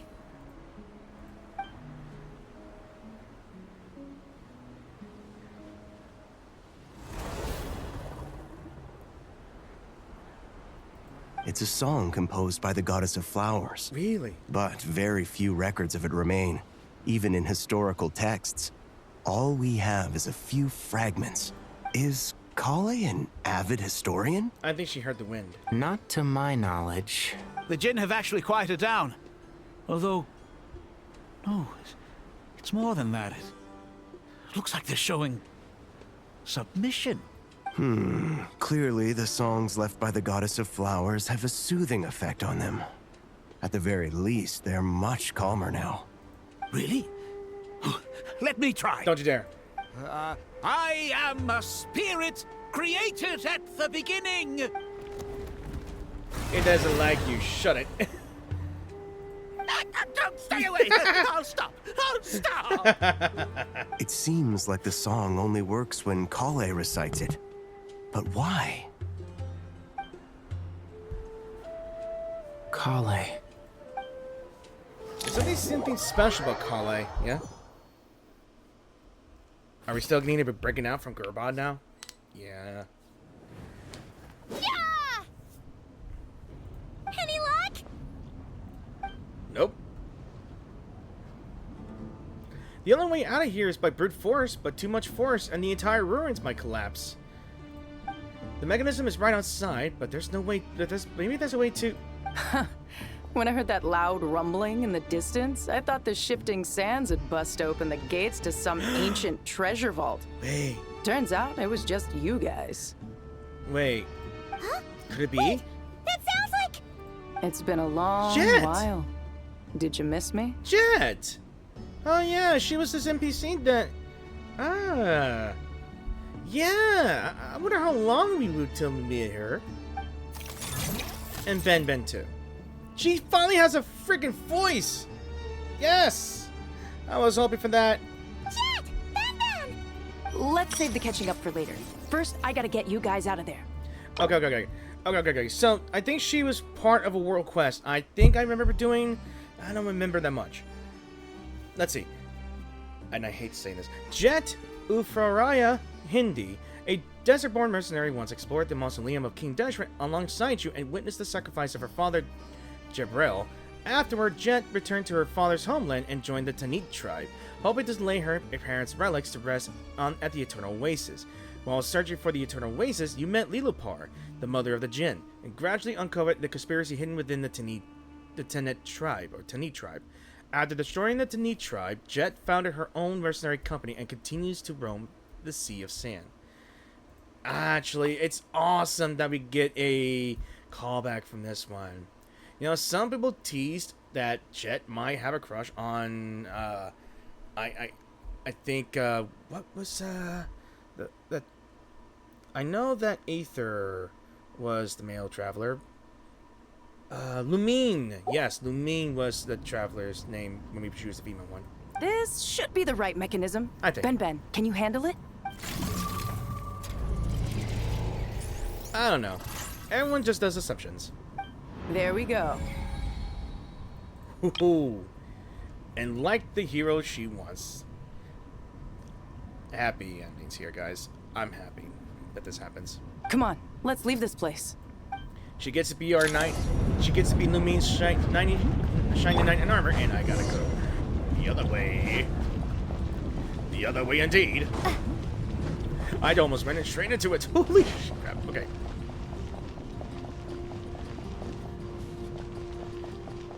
Okay.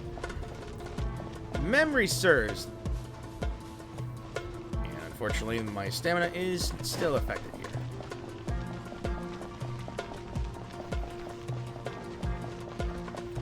I'm not even sure if this is the finale of the Welcome Moon quest. It might be. Or not. I don't remember at all. Whew. Finally made it out.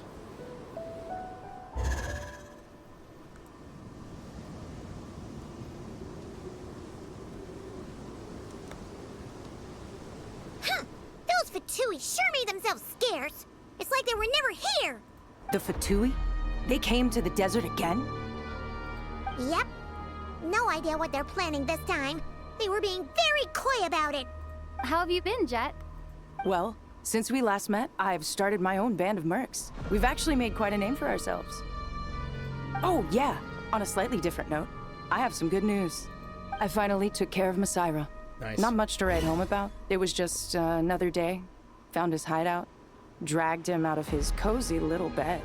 He tried to talk me into seeing his point of view, as usual. But I'm way past that by now. There was nothing he could say to save his life. So the Masaira chapter has finally come to a close, huh? Remember to wipe the blood off your hands. What about you guys? Bet you'd forgotten all about me and Ben Ben, huh? Never did. Of course not! We're super duper best friends! And hopefully more. You briefly recount the events of your recent travels. Wow. Sounds like I should make time to visit some other nations too. Anyway, what brings you to Gurabad? Oh, right. Paimon almost forgot. We're here to look for Lilupar. That bottle? Seriously? Yeah! We need her power to calm the Jinn and stop the sandstorms. Here's hoping we actually manage to find her, after all the trouble we've been through. Surely, with everything's been going on in Gurabad, she must have woken up, right? Only one way to find out. We take the bottle out of our hands, aren't we? Or the fact that we have to go... Oh yeah, it's the giant chessboard. I remember going all over the damn desert to try to find these pieces to unlock something. It was the biggest pain in my rear end just to try to unlock the secrets here and there, you know, for quest sakes. Fine enough, each chess piece considers a location. Considering that each chess piece is a teleportation pad. Let's see. Somewhere. She should be around here somewhere. I see her right over there. Found her! There she is. Pardon me.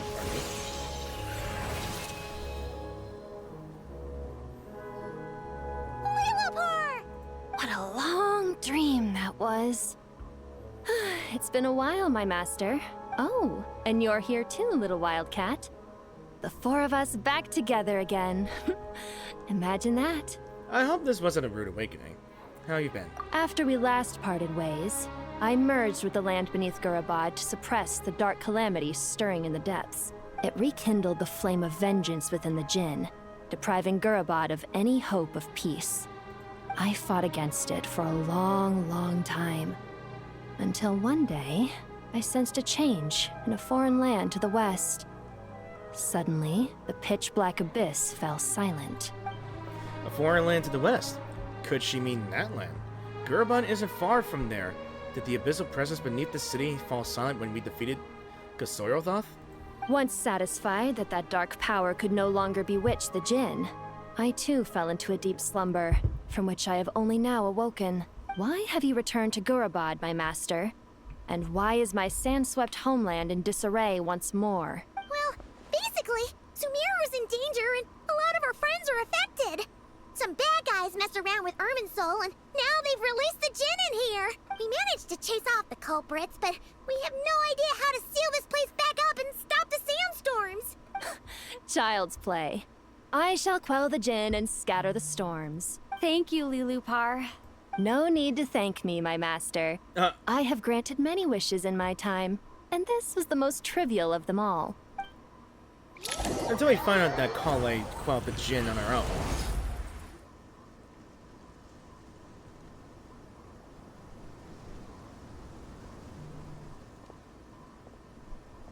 The sandstorm's gone. The sun shines bright again. When I said that we'd meet again under a lovelier sun, this was exactly how I imagined it. So, when are you gonna propose? Yay! Although, honestly, Paimon would love to hang out with you more, even if the weather sucked. That goes for me too. Well, there shouldn't be any more Jinn breaking out, right? Are we okay to head back? Yeah, let's all head to the Temple of Silence. Sounds good. You can introduce us to your other friends. Another adventure begins. Lovely. Oh, they're both excited about that. I'm very happy I get to meet these two again. The storms have stopped. We should be able to get to the Temple of Silence without any problems now. Don't say that. Time to regroup. Please, for the love of God, Paimon, do not say that. Jinx. Also, I think I'm gonna take a break here because I believe it is late. So, I'll be right back. Alrighty then, I am back. It is another day. Hopefully, it is still, like, time before the event ends here and there. Alright. Temple of Silence we go. Ha ha ha ha.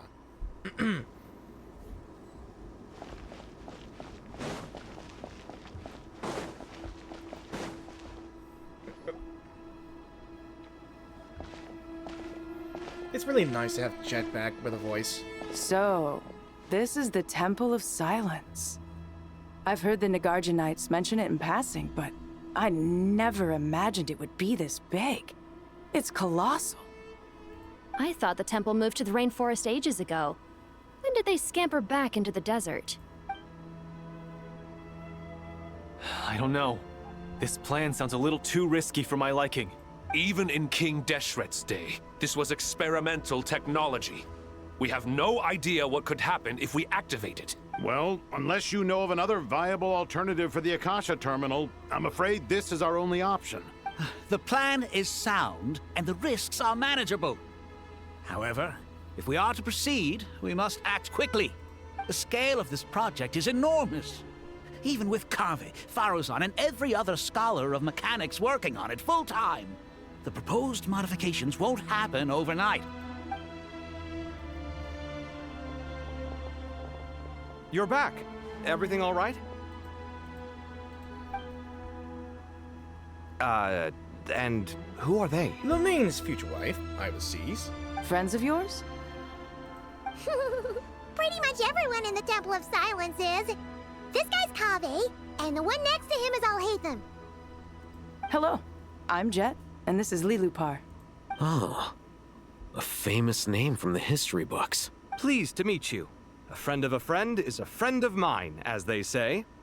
Who's they? Huh? Do people not say that? Not in the desert. Friends you can trust, but friends of friends? Gotta keep an eye on them. Still, I do trust the Traveler's judgment. I'm sure you're good people.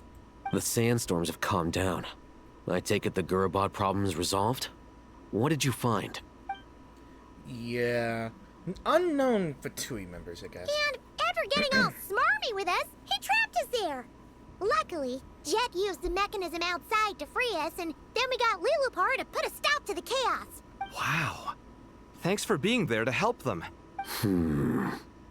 So, this mystery man openly admitted that he was merely a Harbinger subordinate. Yeah? Is there something weird about that? Now that he mentions it, it is a little strange.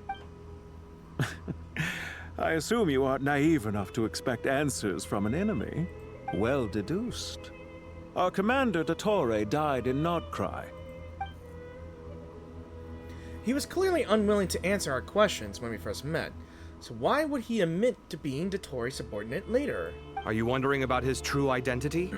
Or do you think there's a big conspiracy behind all this? I wouldn't go as far as to call it a conspiracy. Just the simple fact that having someone to shift the blame on tends to prove useful should trouble come knocking later.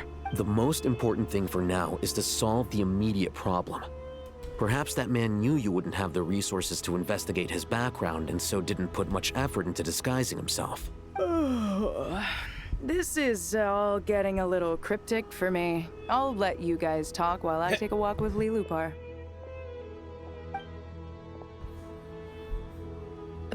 Jet? And she knows her. Aren't you with the Blazing Beasts? What a coincidence. Didn't expect to run into you here. We're mercs. You can run into us anywhere. Who's this with you? So, did you find the solution you were looking for in the Temple of Silence? You bet we did. This place is incredible.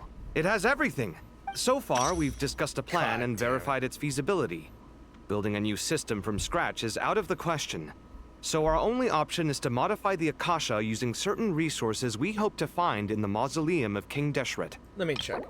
Tower and structure rise between the heavens and the desert and sands. Blah, blah, blah, blah, blah, blah, blah, blah. Okay. Sorry. I don't like to read all of that. while I'm on the clock. So modify how? What resources? According to certain sources in the Temple of Silence, there is a core device in King Deshret's mausoleum known as Aru. Little is known about this device in academic circles, which suggests it was hidden quite effectively.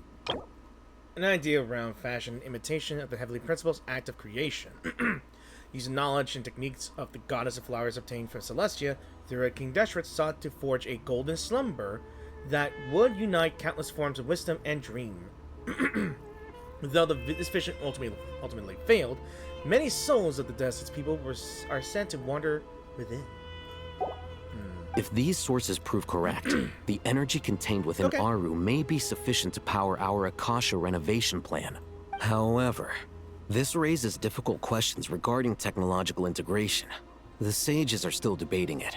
Yeah, but I'm sure they'll reach a compromise once they've argued it out. The people of the rainforest are always cautious when it comes to desert technology. But times of crisis like this leave us with little choice. Wait, Paimon has a question. Is this the same Aru we've heard of before? It's sealed up, right? Some sort of prison where the Goat King, Ibis King, and Crocodile King are locked up. Well remembered. Yes, that's exactly right. According to our records, Aru was the most brilliant creation King Deshret ever conceived of. Built by divine and mortal artisans working together. It was a miraculous accomplishment, and it lies hidden deep within the king's mausoleum to this day. That being said, what Aru actually does and why it was built, those are deep secrets we are not privy to. Until recently, I wouldn't have been optimistic that the place even exists. The only reason I'm inclined to believe it now is because we heard it from the Ibis King Thoth himself at his temple. The tale of how the 3 retainers of Al-Akhmar were imprisoned in Aru. Paimon totally gets that. When Paimon first heard about it, she thought it sounded pretty unbelievable too. Do you guys still remember that? The Ibis King told us they were trapped in Aru and that they had to answer 3 questions to get out. I think I remember. What causes our rise and fall? What obliterates love and hate? And what determines truth and falsehood? Those were the 3 questions, right? Yeah. If only Nefer were here. She's dealt with the Ibis King before, so she might know more. Oh, Nefer's a friend we met in Nod Krai. Nod Krai? Funny. She showed up here earlier. Really? Huh? Yeah. Had another lady with her too. Both said they knew you. They contacted the sages, claiming they might be able to offer some assistance. I wonder who's the other lady that he's talking about. Could it be the one with antler ears? Really? They came here to help out? Yes, really. It was just before you got back. One of them said she's made Nod Krai her home. If she's the person you were talking about, then...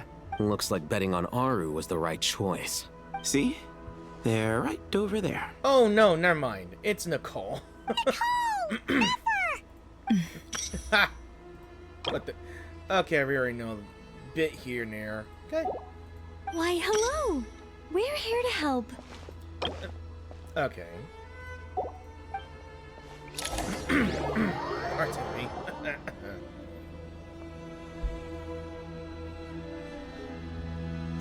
It's a good thing we left early. We almost got locked out. Locked out? What do you mean? Oh, you haven't heard? An invisible barrier has appeared around Sumeru's borders, cutting off all travel in and out. No one can leave and no one can enter. Sumeru has become a lonely island. It's a good thing everybody got out. Are the Fatui behind this too? Actually, no. This has nothing to do with them. I suspect it's a defense mechanism within Irminsul itself. Irminsul is the source of Tevat's ley lines, after all, and Sumeru is the nation closest to it. I imagine this function was put in place to seal the entire region off in the event of serious damage, preventing the disaster from spreading to the rest of Tevat. It may have been implemented long ago. But doesn't that mean that the people here won't be able to escape to other nations if the anomaly keeps spreading? Currently, that does appear to be the case, which is precisely why I am here. This is a critical moment for the world, and Sumeru is the eye of the storm. So you brought Nefer here. I'm surprised you managed to convince her to come back to Sumeru. Indeed. Even for someone of my wisdom and eloquence, this tested my skills to the limit. Especially at the chatter And point. why should it concern me that Sumeru's in trouble? Surely you don't think I still have feelings for that place? Judging by your tone, I suppose you don't. Sounds like you don't know much about my past. And here I thought you knew everything. All I know is that the Ibis King is the source of your power. He was quite a prominent moon envoy once upon a time, so I do know a thing or two about him. As for your past, I have ways to learn the full story if I wish to. But everyone has secrets they'd rather keep to themselves. Wouldn't you say? I'm glad you see it that way, Miss Nicole. I've chosen to call Nod Krai home, which is why I did my part in its hour of need. That doesn't mean world savings become a habit with me. I have no particular desire to play hero in Sumeru, thank you. I understand. Human emotions do not appear and disappear without cause. There is always a reason to be found behind both salvation and destruction. Still, if time has taught me anything, it's that human emotions are often complex and in conflict. That's why people change their minds about things all the time. But that's where we angels come in. Our duty, ultimately, is to guide people towards their deepest, truest desires and help bring them to fruition. So I wish to hear about your past, because I do not believe you are motivated by hatred alone. And if we still arrive at different conclusions in the end, that's okay. I refuse. Wait, what? But I set the atmosphere and everything. Isn't this supposed to be the moment when we finally open up to one another? Is it? Maybe I'm not so good at reading the atmosphere. You're right, Nicole. There's more to me than just hatred. Had it consumed me, I'd be left stuck in the past forever, never living in the present. But I don't think that your guidance can change my mind. The all-consuming sands, the bloodshed, both deserved and undeserved. Those old emotions cling to me like a shadow. Do you wish to shake them off? No. I hope to remember them forever. Those emotions and memories shaped me into the person I am today. They'll always be a part of me. In that case, would you like to hear my perspective, at least? Sure. It's not every day you get to hear an angel's opinion. How long did this talk go A on long, for? long time ago, when the angels still walked freely upon the earth, I found life tedious. Monotonous work, lukewarm relationships. Things weren't nearly as interesting as they are now. And yet, since the angels' demise, I have found myself missing those days on more than one occasion. Human emotions are often attached to a person, a place, or an object. When those things are gone, the memories quickly fade, and the emotions slip away along with them. If Sumeru were destroyed, both rainforest and desert would be no more. With the object of your hatred wiped from existence, it would not take long for the memories buried deep in your heart to slowly fade. Both love and hate are intense emotions, but they are nothing compared to the void left behind when they disappear. Most sophisticated, Miss Nicole. But anyone focused on the future could only ever applaud the destruction of the things they hate. Still, I'm a special case. Someone once told me that human memory is more selective than a Mora-hungry merchant choosing between customers. We all need a reality check once in a while, so we don't forget the truth. As much as I dislike Sumeru, this is no way for it to perish. All right, you win. I'll help you out a little, but I won't work for free. How much will you need? You're not gonna milk this for all it's worth, are you? What do you think? I'll be upfront with you.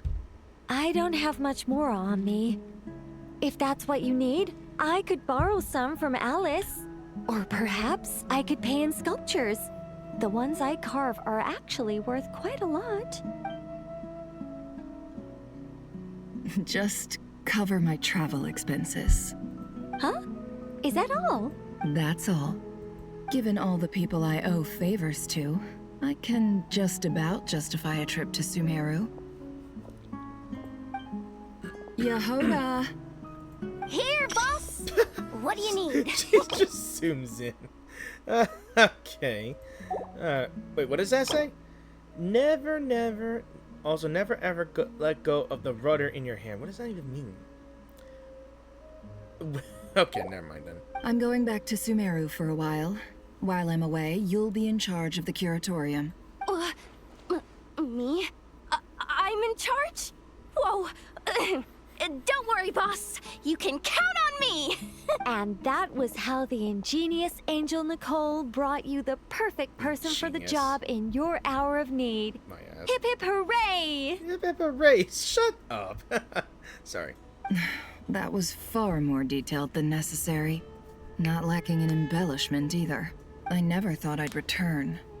Especially not the desert. But life doesn't always go as planned, I suppose. What's Candace up to? I don't think I've seen her yet. She is still taking care of things in our village. Should be joining us before too long.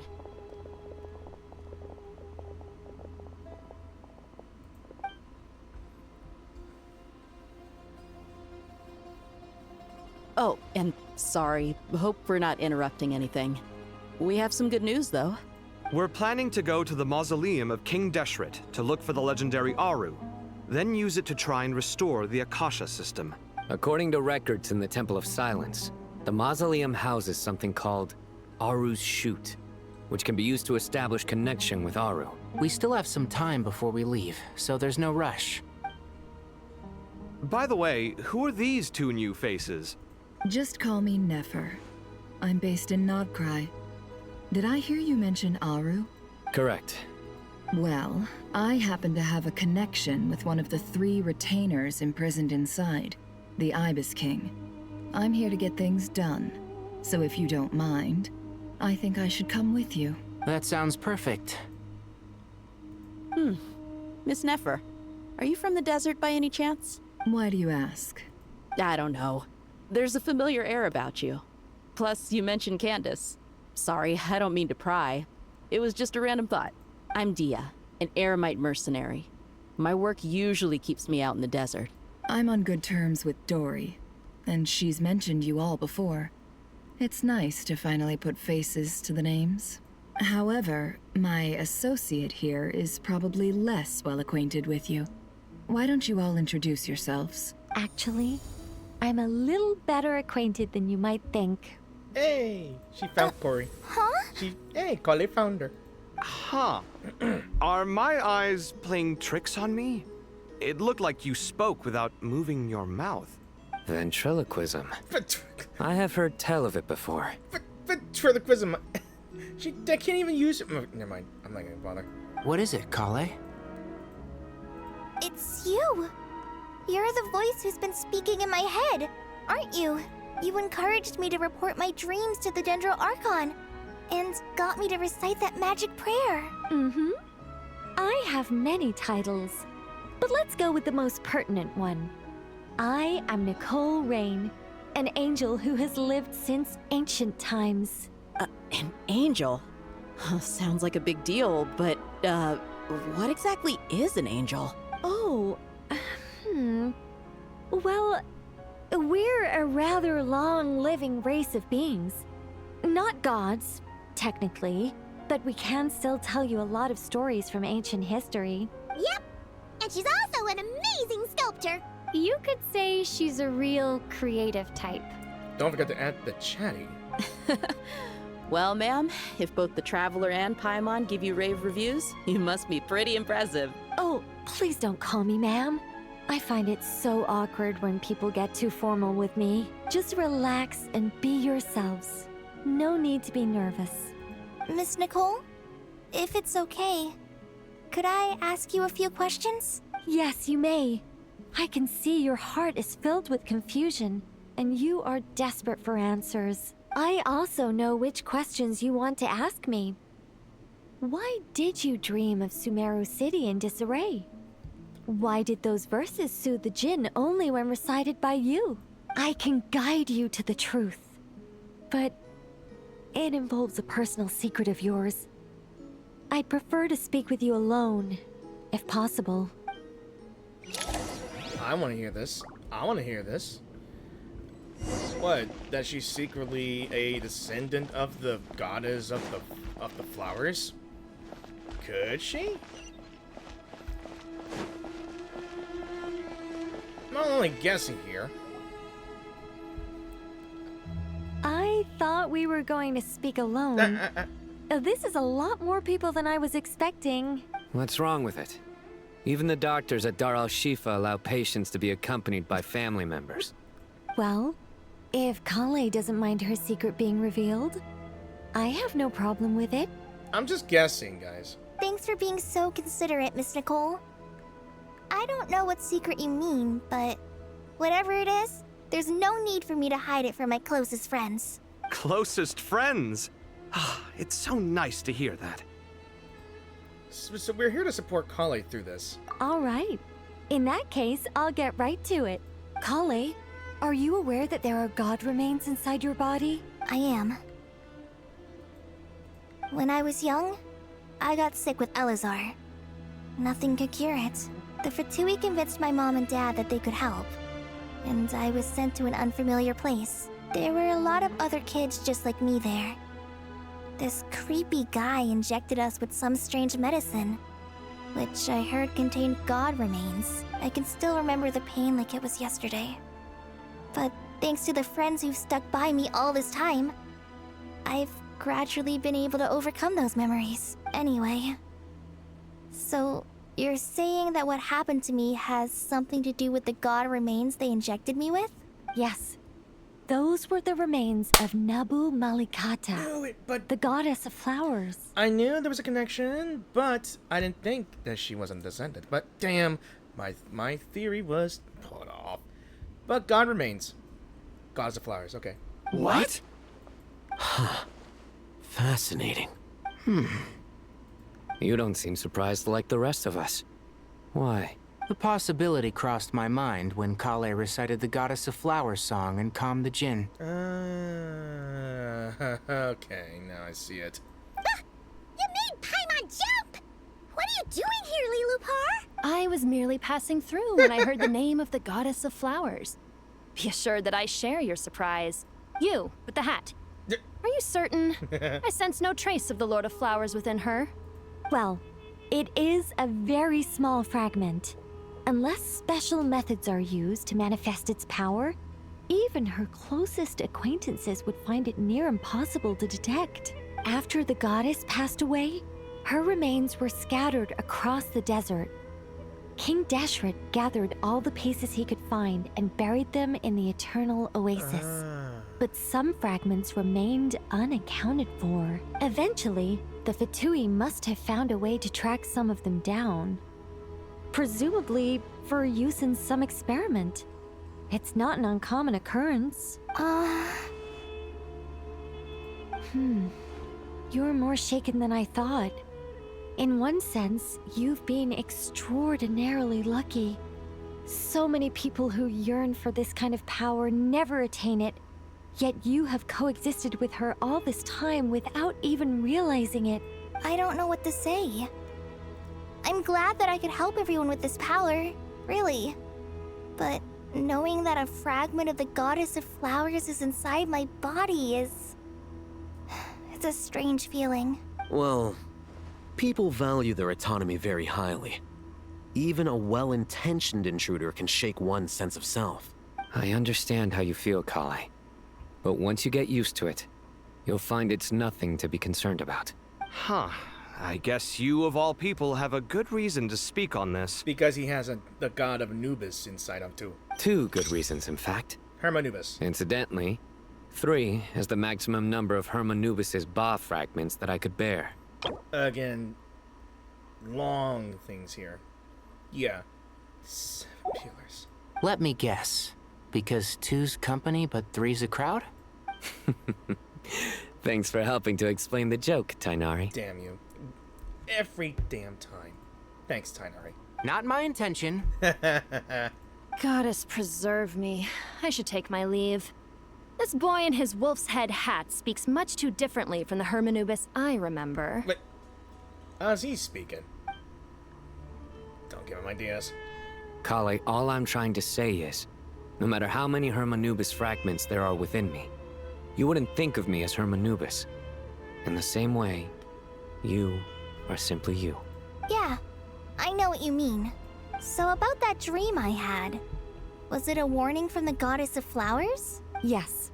Just like me, she was an angel created by the primordial humans, born with the instinct to guide living beings. Though her body and soul have perished, her essence retains its natural instincts. Even her smallest remaining fragments would do their utmost to send you that warning. The Mother of Dreams? Lord of Flowers and Oases? She must have had a premonition. That is why she gave that dream to you. We won't let our efforts go to waste, but I still don't understand. Why me? Yes. Why indeed? You weren't the only one injected with God remains, but only in you have her fragments persisted. I suspect it may be because of the firm will you showed in the face of suffering. She was likely assimilated by that will. Of course, this doesn't mean you have to shoulder any extra responsibility. As this young man said, you are who you are, and that will not change. All right. Any further questions from the family members of the patient? Shut it. If not, we should head to the mausoleum of King Deshret. Please. Let's move out. Time to put our plan into action. We all hope it'll work. But will we really be able to open Aru? And even if all 7 pillars of King Deshret agree to let us proceed, the scale of the work to follow is daunting, to say the least. Haven't you handled other big projects before? He does. He does. I mean, the biggest project I've worked on to date is probably the Palace of Alcazarzaray, I guess? But this is orders of magnitude beyond that. It's a total nightmare. You say that at every job, right? Look on the bright side. At least this time you're actually here when Sumeru needs you most. You won't have to come asking me for details after the fact. Mock me all you want. But now that I'm here, things will be resolved far more quickly and smoothly than last time. Kave's self-doubt disappeared in an instant. Like magic. Well, this confidence is most gladdening. Now, go and pack your things. We'll head to the mausoleum as soon as you're ready. Okay, that was a tad bit. I'm not sure if it's not anti-dramatic, but it's a big speed. All right. I want to know if I could find. Honestly, I want to find Jet if I can.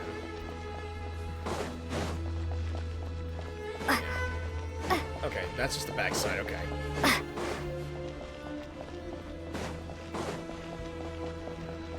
Nothing here? I think they're just over there.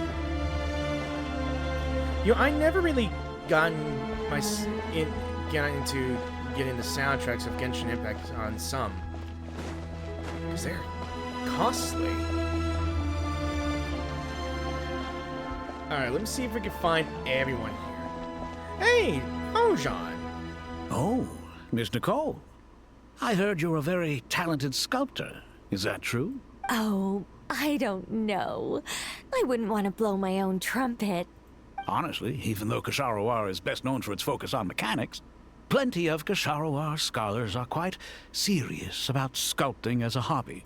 So if they rate your work, that's enough for us. We just have to take a look. Who's we? Myself and a few other scholars. Kashif, Daneshvar, come take a look. Oh, well, if you insist, I suppose there's no harm in showing you. What the sculpture is. I never even found out what her sculptures are.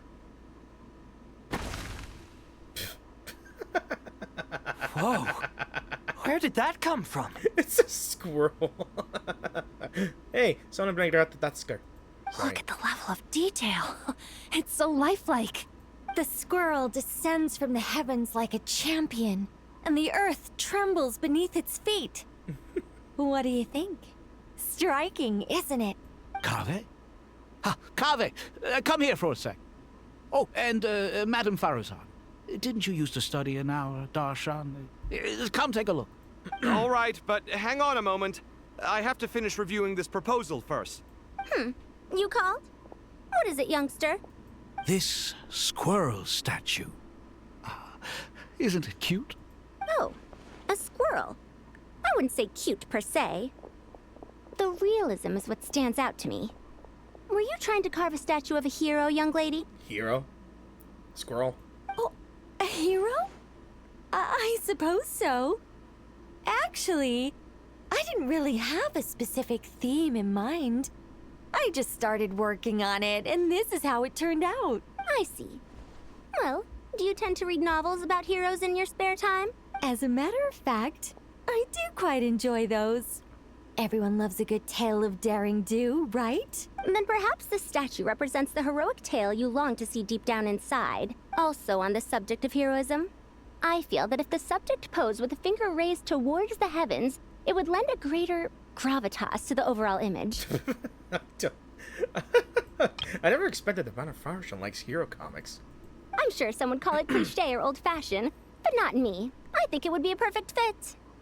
It has a certain classical beauty about it. Kaveh! Sorry, Madame Faruzan, I'm a little busy right now. Don't wait up for me. What a pity. That young man has excellent aesthetic tastes. Heavily. I was hoping to ask him for his opinion. What a genius idea! Why didn't I think of that? Classical beauty is a great direction to explore. That's it. Once I get back, I'm going to sculpt a heroic squirrel pointing its finger towards the sky. Precisely. A declaration of victory. You understand my vision. Then place the two statues face to face. Yes! That's exactly what I was thinking. Are we getting a Genshin character that is a squirrel? That is similar to Radatasker? Come on, guys. It'll be a masterpiece. Miss... I'm sorry. I didn't catch your name. Just call me Nicole. Madame Faruzan? Was it? What? Oh, no. That wouldn't be right. Why ever not? Madam is a state of mind cultivated from within. Anyone may call me Madam if they so desire. My dear Miss Nicole, once we make it through these trying times, should we have the pleasure of meeting again, I shall look forward to seeing your new work. In this day of age, it's rare to find people with an appreciation for classical aesthetics. What is this? Meeting you was truly a pleasant surprise. I thought I was saving the world, but I'm watching something about aesthetics of squirrel statues. Honestly, I feel the same way. It's been a long time since I met anyone interested in this style of statue. Clearly, they don't call you Madam for nothing. I think they found each other best friends, yay. I don't know why I'm singing this, but why? Also, I have to say, you're a very good judge of character. Because when I think about it, I really am someone who likes stories about heroes. That must be why I've quietly kept watch over generation after generation of them. Sorry, keeping watch over heroes? What exactly do you do for a living? Oh, never mind that. Let's not tell Madame Faruzan about Miss Nicole's true identity for now. Good idea. Let's limit the conversation to aesthetics. Yes, please. Again, I was trying to save the word, but I'm not understanding that why I'm talking about the statues. Let's not tell Madame... Good idea. Okay. Let's just find who we need to find for. Here, concentrating. Paimon! Thanks again for your notes. I'm done copying them, so here you go. You're welcome. Just let Paimon know if you ever need help again. Alright. I know that we're gonna have some conversations somewhere else. Where... Layla! Oh, so many books. More than I could ever read in my life. but I've learned a lot that the textbooks could never teach me. Please sleep. I never realized that people in the distant past thought about some of the same questions we ponder today. How about take a nap? Okay. What's wrong? You look a little depressed. Kale got a fragment of the Goddess of Flowers, and all I got was one of the 7 pillars who served under King Deshret. I lost out, didn't I? That's what you're upset about? What? You're such a child. He's got a pillar of a saint here. I mean, literally, she's got a fragment of a goddess too. But really, are you trying to power max yourself or trying to power flex, man? Okay, I gotta. Oh, there she is. I was looking for both. I'm afraid. Good to finally meet you in the flesh. It's a little surreal seeing you here after exchanging letters for so long. In my head, the boss of the Curatorium of Secrets didn't look so young. Sounds like you have some history then? Any budding mercenary group needs a steady supply of intel. They, in turn, can prove an exceptional source of the same. The Curatorium of Secrets is happy to cooperate with friends from all over the world. If you're interested, you'd be very welcome to join our network too, Miss Dia. Can't say no to a solid partnership, especially out here in the desert. Having intel can mean the difference between life and death, but cooperation's built on mutual trust, and there isn't much contact between the desert and Nod Krai. So, I'm guessing you reached out to Jet first, Miss Nefer? What's behind your interest in the desert? Nostalgia?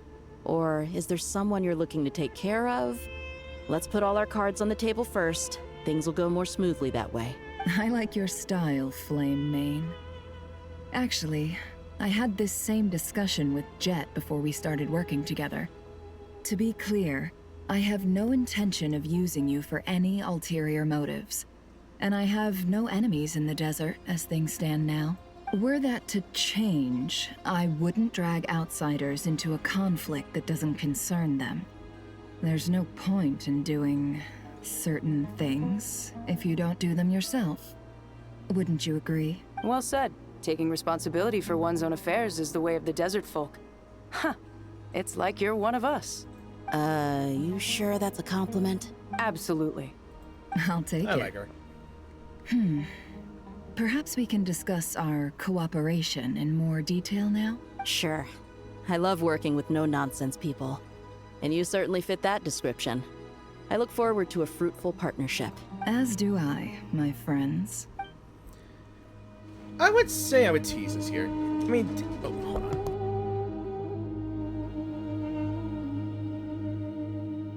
Someone knocks on my door. Sorry. Like, I was gonna say that if anyone's gonna tease about these three, I would say Dia has dirt on your side.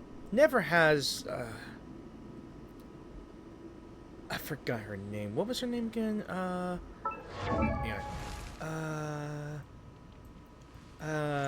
Llama, yeah. And if Jet would be willing, she could have Lumine. Sorry. I don't know why. I got shippings in the brains. I got character shippings in the brains. I get bored. I miss being a fan of that. You know. Alright. I hope everyone's ready. We'll be arriving at our destination very shortly. Very shortly being the very first short steps here. Yeah, I remember being in this fight here on top of the damn pyramid. On upside down pyramid here, guys.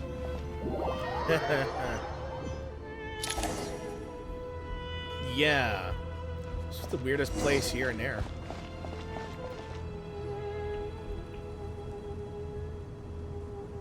Why, we've not seen so many visitors ever, really. What is this place now, a tourist attraction?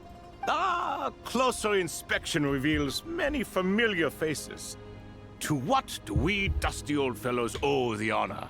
Surely you're not just here to chat. You surmised correctly. We are here to carry out a rather enormous project. Ho, enormous, you say? How large, then? Larger than the gaping void in our lives? It's also sad that in my videos, I have less views in the playthrough of going through the one quest where I get to meet with Thoth. and with Nefer stuff, it's saddening. Why, you've even put a smile on Goatee and Krako's faces. All this activity is making for quite the special day. I know that laugh. Lilapar? What on earth are you doing here? Oh, this is hilarious. Turns out good things really do come to those who wait. As long as you stay alive long enough. When did you three get locked up in here? And still you act all high and mighty, putting on a show for the younglings. Truly hysterical. Why, you... Yes, I know. No need to shout. You're right, Lilupar. Goatee, Krako, and I all have the same problem. But didn't King Deshret seal you away? How did you break free, and how did you get in here? Who knows? Perhaps you can ask my master one day, should you ever get the chance. Behold, the executioners of old. Some have turned into fragments residing in human bodies, and others are imprisoned eternally, leaving not a single shard behind. It's almost tragic, watching lowly prisoners like you act all self-important. Curiosity gnaws at you, doesn't it? Your interest in the outside world threatens to burst you at the seams. I'm starting to take a liking to this magic bottle lady. Because she can piss off the bird. Time is of the essence. Let's get down to business. We come to you, O three ancient lords, to request your assistance on behalf of the Academia. If we can help you regain your freedom, then please consider lending us your aid. As for precisely what we need your help with, it's a long story. So, to demonstrate our sincerity, we are prepared to first resolve the problems that plague the three of you. I honestly want to see a playable characters of these three. All right, stop arguing, Krako. And Goatee, don't you start. What's the harm in letting her speak? It's not worth getting so angry about. Forget about her. The three questions are the crucial thing here. But do you really have a way to answer them? You once answered the final question, Nefer, but the seal did not open. Unless, with the passage of time, you have found a new answer? You could say so. When you first asked me what determines truth and falsehood, my answer was a liar's soul. Liars are the best at seeing through the falsehoods of the world. But if you want them to tell you the truth, you have to reach their soul. I think that makes sense. I found it quite compelling myself, and I told Nefer so. Unfortunately, it brought us no closer to liberation. Well, that's simply because it was my answer, not the one King Deshret was looking for. Can you guess which answer Al-Ahmar wanted then? Time. And that's not only the answer to the final question, it's the answer to all three of them. Really? All things wax and wane with the passage of time. Love and hate eventually fade into nothing. Now that I think about it, I did think about those three as well. And I didn't want to put it out there because I really want to confirm what she'll say, what the answer will be coming. Current affairs are always fraught with conflict and controversy. Only time can distinguish between right and wrong. Especially how much time can pass until war passes through and peace just starts. You once described King Deshret as a proud man. I'd say that the prouder someone is, the more inclined they are to believe that only time is qualified to be their judge. Time. Well. Indeed. Perhaps in building Aru, our king was in fact attempting to reverse time, to bring love and hate, right and wrong, the rise and fall of all things back to their point of origin. Ha! Time. How funny. Ooh, here they are. Whoa. I'll admit, they look badass.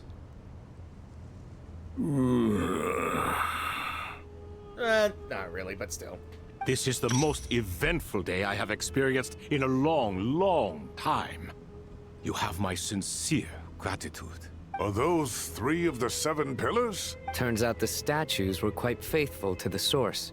You 3 seem to be in good spirits. Prison can help a person grow and learn to cherish what they have. Nevertheless, after everything you've done for me, I sincerely hope you never have to experience it for yourself. Hello, Nefer. It's good to see you, Thoth, the Ibis King. Nice. Definitely puts my mind at ease, seeing you 2 getting along so well. Should we maybe introduce ourselves, or... Sure. I'm Sethos, the current leader of the Temple of Silence. This is General Mahamatra Sino. And this is the former Spantamat sage, Cyrus. But I'm guessing none of that means a whole lot to you.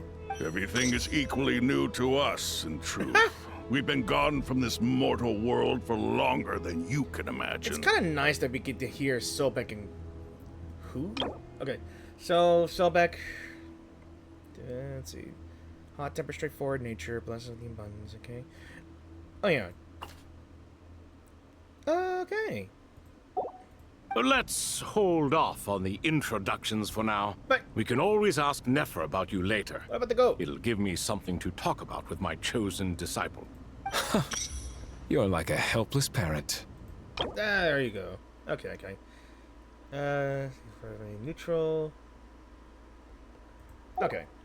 Gods and people of yore are not necessarily welcome in today's world. Self-awareness is one of my finest qualities. I thought I ought to share its fruits with you 2. So, question. Will they change to a human form? Is that so? Well, I think we'll take it in stride, just as we did with the 3 questions. Let's not forget, it was my persistence that won you both your freedom. Fair point. I have to applaud your persistence. And I must praise you for your wisdom. Now, state your wishes, young ones. I'm sorry? Why, your tremendous accomplishments deserve a reward, do they not? You must let us do something for you in return. General Mahamatra, no. What do you think? Don't give him any thoughts. I won't beat around the bush. Sumeru is facing a crisis the likes of which have never been seen before. And we need your help. Thank God. Okay. It wasn't some stupid wish. Every calamity throughout the ages has been connected to us in one way or another. Whether we were its cause or consequence. Whatever is wrong with Irminsul, it severely affected the Dendro Archon.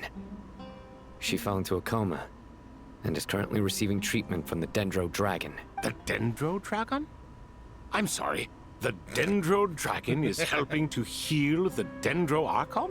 Not a pep, surely. It is. Not vicious, cruel, a pep who possesses no virtues aside from her basic instincts. Ah, good heavens. I shudder to think what could have caused Lesser Lord Kusanali to suffer such a plight. Still, why would the Dendro Dragon lend you her aid? She has always held nothing but contempt for the Archons. I suppose she and Kusanali must have some history. You can help us make history too. A smooth talker. Well said, lad. Currently, no one can connect to Irminsul. We hope that by opening up Aru and making some modifications to it, we can use its technology to our advantage. Unfortunately, Aru is an imperfect creation. King Deshret never managed to realize his full vision before his death. Much remains to be done if it is to be pitted against Irminsul itself. Besides, I hear your reasons, but to give Aru up over such would be... The archaeological records clearly indicate that although Aru's construction took a long time, it was not beyond human means to achieve. Modern technology should solve the efficiency issues. We have no choice but to go all in on this. This is by no means a threat. But the only reason we helped you escape from Aru was to gain the necessary leverage to negotiate with you. You asked us to state our wishes, and we have. Each one of us here needs your help, as do all the thousands of people living in Sumeru. They need you, and they need Aru. What do we think, my fellow old fogies? Shall we lend our support or not? Since you ask so nicely, naturally. Naturally what? Are you for or against? I simply mean we shall do what comes naturally. You claim that you wish to open Aru. Know you then that the golden slumber created by King Deshret is preserved within? I forgot about the... Okay, so the early form of the ideal paradise envisioned by the King Deshret, free from... Okay, I get that, but it's literally just a void. We do. We understand the risks involved. In all likelihood, the mortal world will never again be able to replicate King Deshret's work. Never will there be another chance to come so close to creating a utopia. Knowing this, are you sure of your decision? We are sure. Before people can dream, they must first live. If your minds are made up, very well. We shall summon our erstwhile colleagues to discuss this further. Saint Shezepank, Saint Bennu. Once you surrendered to silence and were buried with King Deshret. But now, we invoke the right to awaken you with our voices. Are we gonna get to see the rest of the saints? The rest of the pillars? I can feel this strange sensation. The ground is trembling, as if answering the call of the Goat King. Get the cat. Saint Bennu, responding to your call. 3 kings detected. Initiating autonomous will. Saint Shezbank, responding to your call. 3 kings detected. Initiating autonomous will. Let me see. Okay. The hole's wholly unlike... Okay. Driven by curiosity. And there's Bennu. Okay, we're getting some likely images here and there. Maybe. I'm not gonna go all over this, by the way. Ah, Lord Herreshoff. What a long time it has been. I trust you are keeping well. Then your trust in my well-being has long outlived your physical body. You have always opened with that same phrase. In life, death, and now even beyond. Al-Akmar is long gone. What is the reason for this meeting? You're awake? Good. We are voting on whether to give the people of present-day Sumeru access to Aru and permit them to perform technological renovations. You have the right to support or oppose the motion. Aru is the pride of Al-Akmar. Opening Aru requires the unanimous consent of the 7 pillars. I hope you have a convincing reason to present to us. Sumeru is currently in the midst of a major calamity. Let us not forget that while Al-Akmar was a stern ruler, he was also a teacher of wisdom. A god without his people shall cease to exist, and King Deshret's greatest wish was to provide protection for his people. Let us then honor our God King's wishes as we consider our decision. I do not mean to mock these proceedings, but what is the point of a unanimous vote when we know that the last of the 7 pillars, the Dendro Dragon Apep, will never communicate with us? This will no doubt surprise your mechanical mind, and I have no intention of trying to persuade you it is true. But Apep is, in fact, healing the Dendro Archon as we speak. Huh? Can someone attest to this? Do we have any proof? I ask the 3 kings. Can any of you vouch for the truth of this claim? Naturally, the Ibis King, Thoth. What? It was Thoth's disciples who revealed the truth to us. We need not debate its veracity. Simply let Thoth bear accountability. That way the rest of us may have a clear conscience. Herreshoff, you diabolical fiend. I awakened our former colleagues for you, supported your opinion, and backed your decision. What sort of fiend would do that? I miss the days when Hermanubis was still around. At times like this, he would offer to take accountability. What are you trying to say? Is my word worth less to you than Hermanubis's? Hypocrite though you are, Lord Thoth, you are humorous in equal measure. How could we bear not to associate with a character such as you? I, Saint Shezpank, approve the Goat King's proposal. Since King Deshret is no more, we shall receive no reprimand for acting beyond our remit. Nevertheless, I sincerely hope that those before us understand the significance of what they intend to do. Remember, the moment that Aru is liberated, the myriad souls residing within the Golden Slumber will return to the ley lines. And once the ley lines flow again, these souls shall in turn be received by Irminsul. Wait, does that...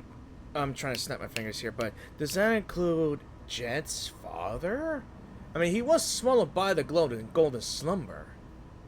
To take this step is to bring the perfect afterlife created by our king to a permanent end.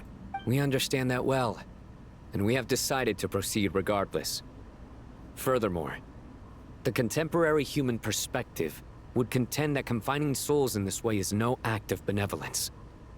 The deceased have a right to rest in peace. King Deshret's creation is clearly a place of rest and peace. It is just that many do not see it this way. But no matter. Saint Binu approves. Hermanubis' representative and the Dendro Dragon Apep made their choice ahead of time, while the Goat King, Ibis King, and Crocodile King have also granted permission to liberate Aru. By the grace of His Majesty, guided by his wisdom and will, let the gates of Aru be reopened. What an epic moment here. A moment! A historical moment.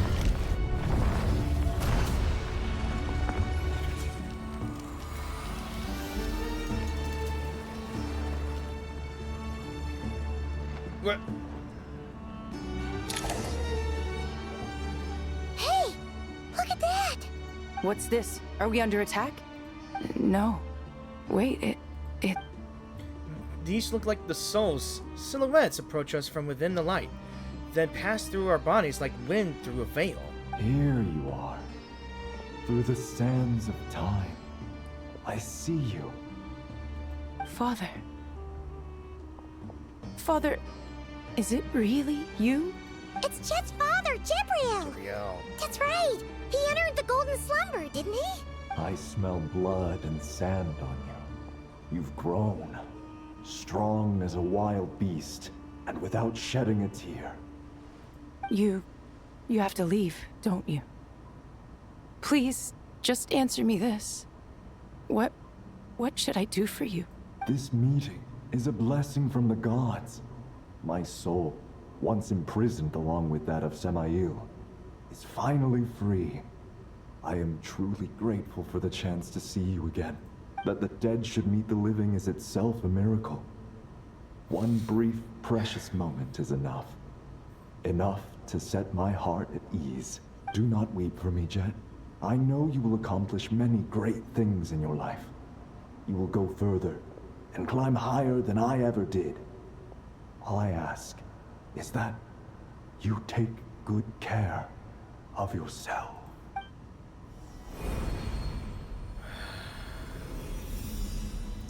And turns into a crane. Or Ibis. Father! Father! Father.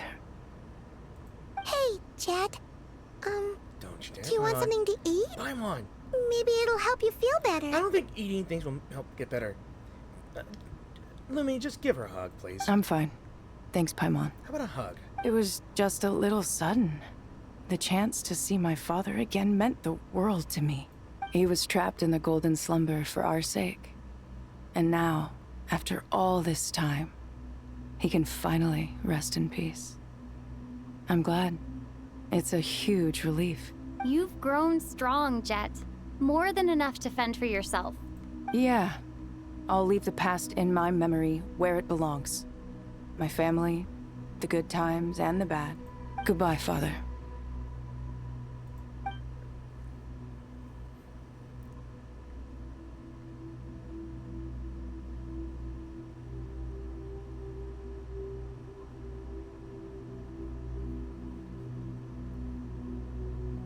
Ah, me, what a touching reunion that was. It seems we did a good deed today. We three retainers, once imprisoned for our iniquity, are surely the least qualified to judge whether this deed is good or bad. Either way, Aru is open. Now you have your opportunity, and with it, whatever trouble may ensue. Although Aru was created by a god, human craftsmanship was nevertheless required to build the gate that connects it to this world. Perhaps the relationship between gods and humanity follows a similar principle. As for your proposed renovations, we cannot determine which functions to keep or discard. Proceed as you see fit, but please entrust the task to your most accomplished scholars, or Bennu will be most displeased. It matters not. The Ibis King shall be accountable if any problems arise. Ibis, you chose to take on disciples, and so it follows that you must accept the risks of associating with humans. If I'd known you'd be like this, I would have locked all of you away in Aru, never to leave again for all eternity. All of us? What does this have to do with me? Vilify me no further. Scholars, since you have liberated Aru, allow me to present you with a gift. Using Aru's power, we shall install a defense mechanism at our king's mausoleum. You must be guarded even against Irminsul itself. This shall afford you some convenience, unseen and unheard.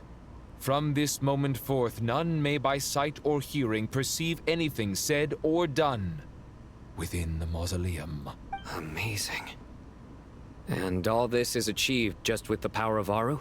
With technology from the heavens, the possibilities are endless.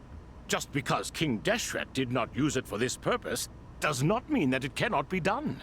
So, marvel away. This is the reward you have earned. All right. Well, that resolves the issue of confidentiality. What about the technical side? Do we have the manpower? Why, yes. I've already contacted them. They'll be here soon. And I think that's all. I think that's all we can do here. Okay.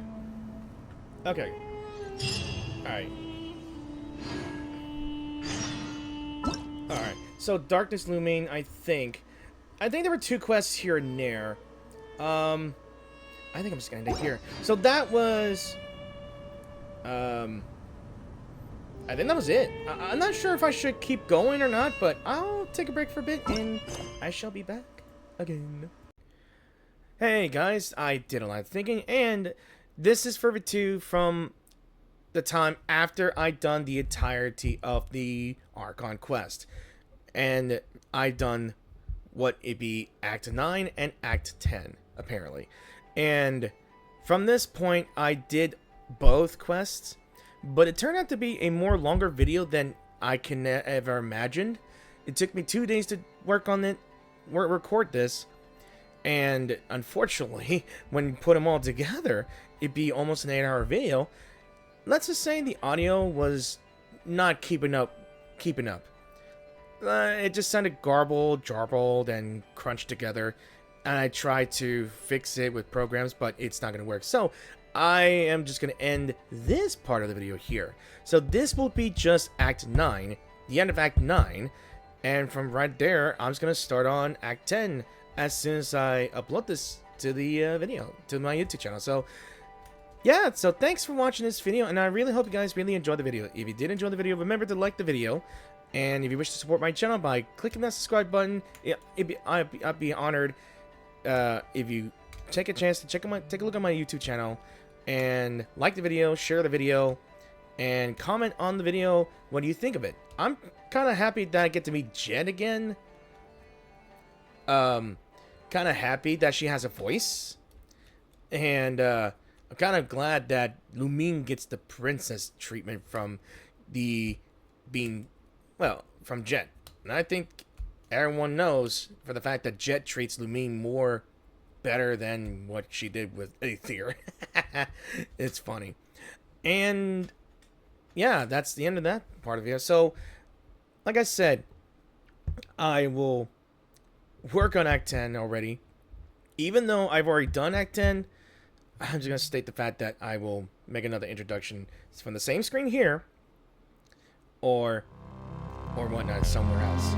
And that's all I'm going to say. So, again, thanks for watching. Now I'll see you guys in Act 10, in the second half of the video. So, Until then, bye!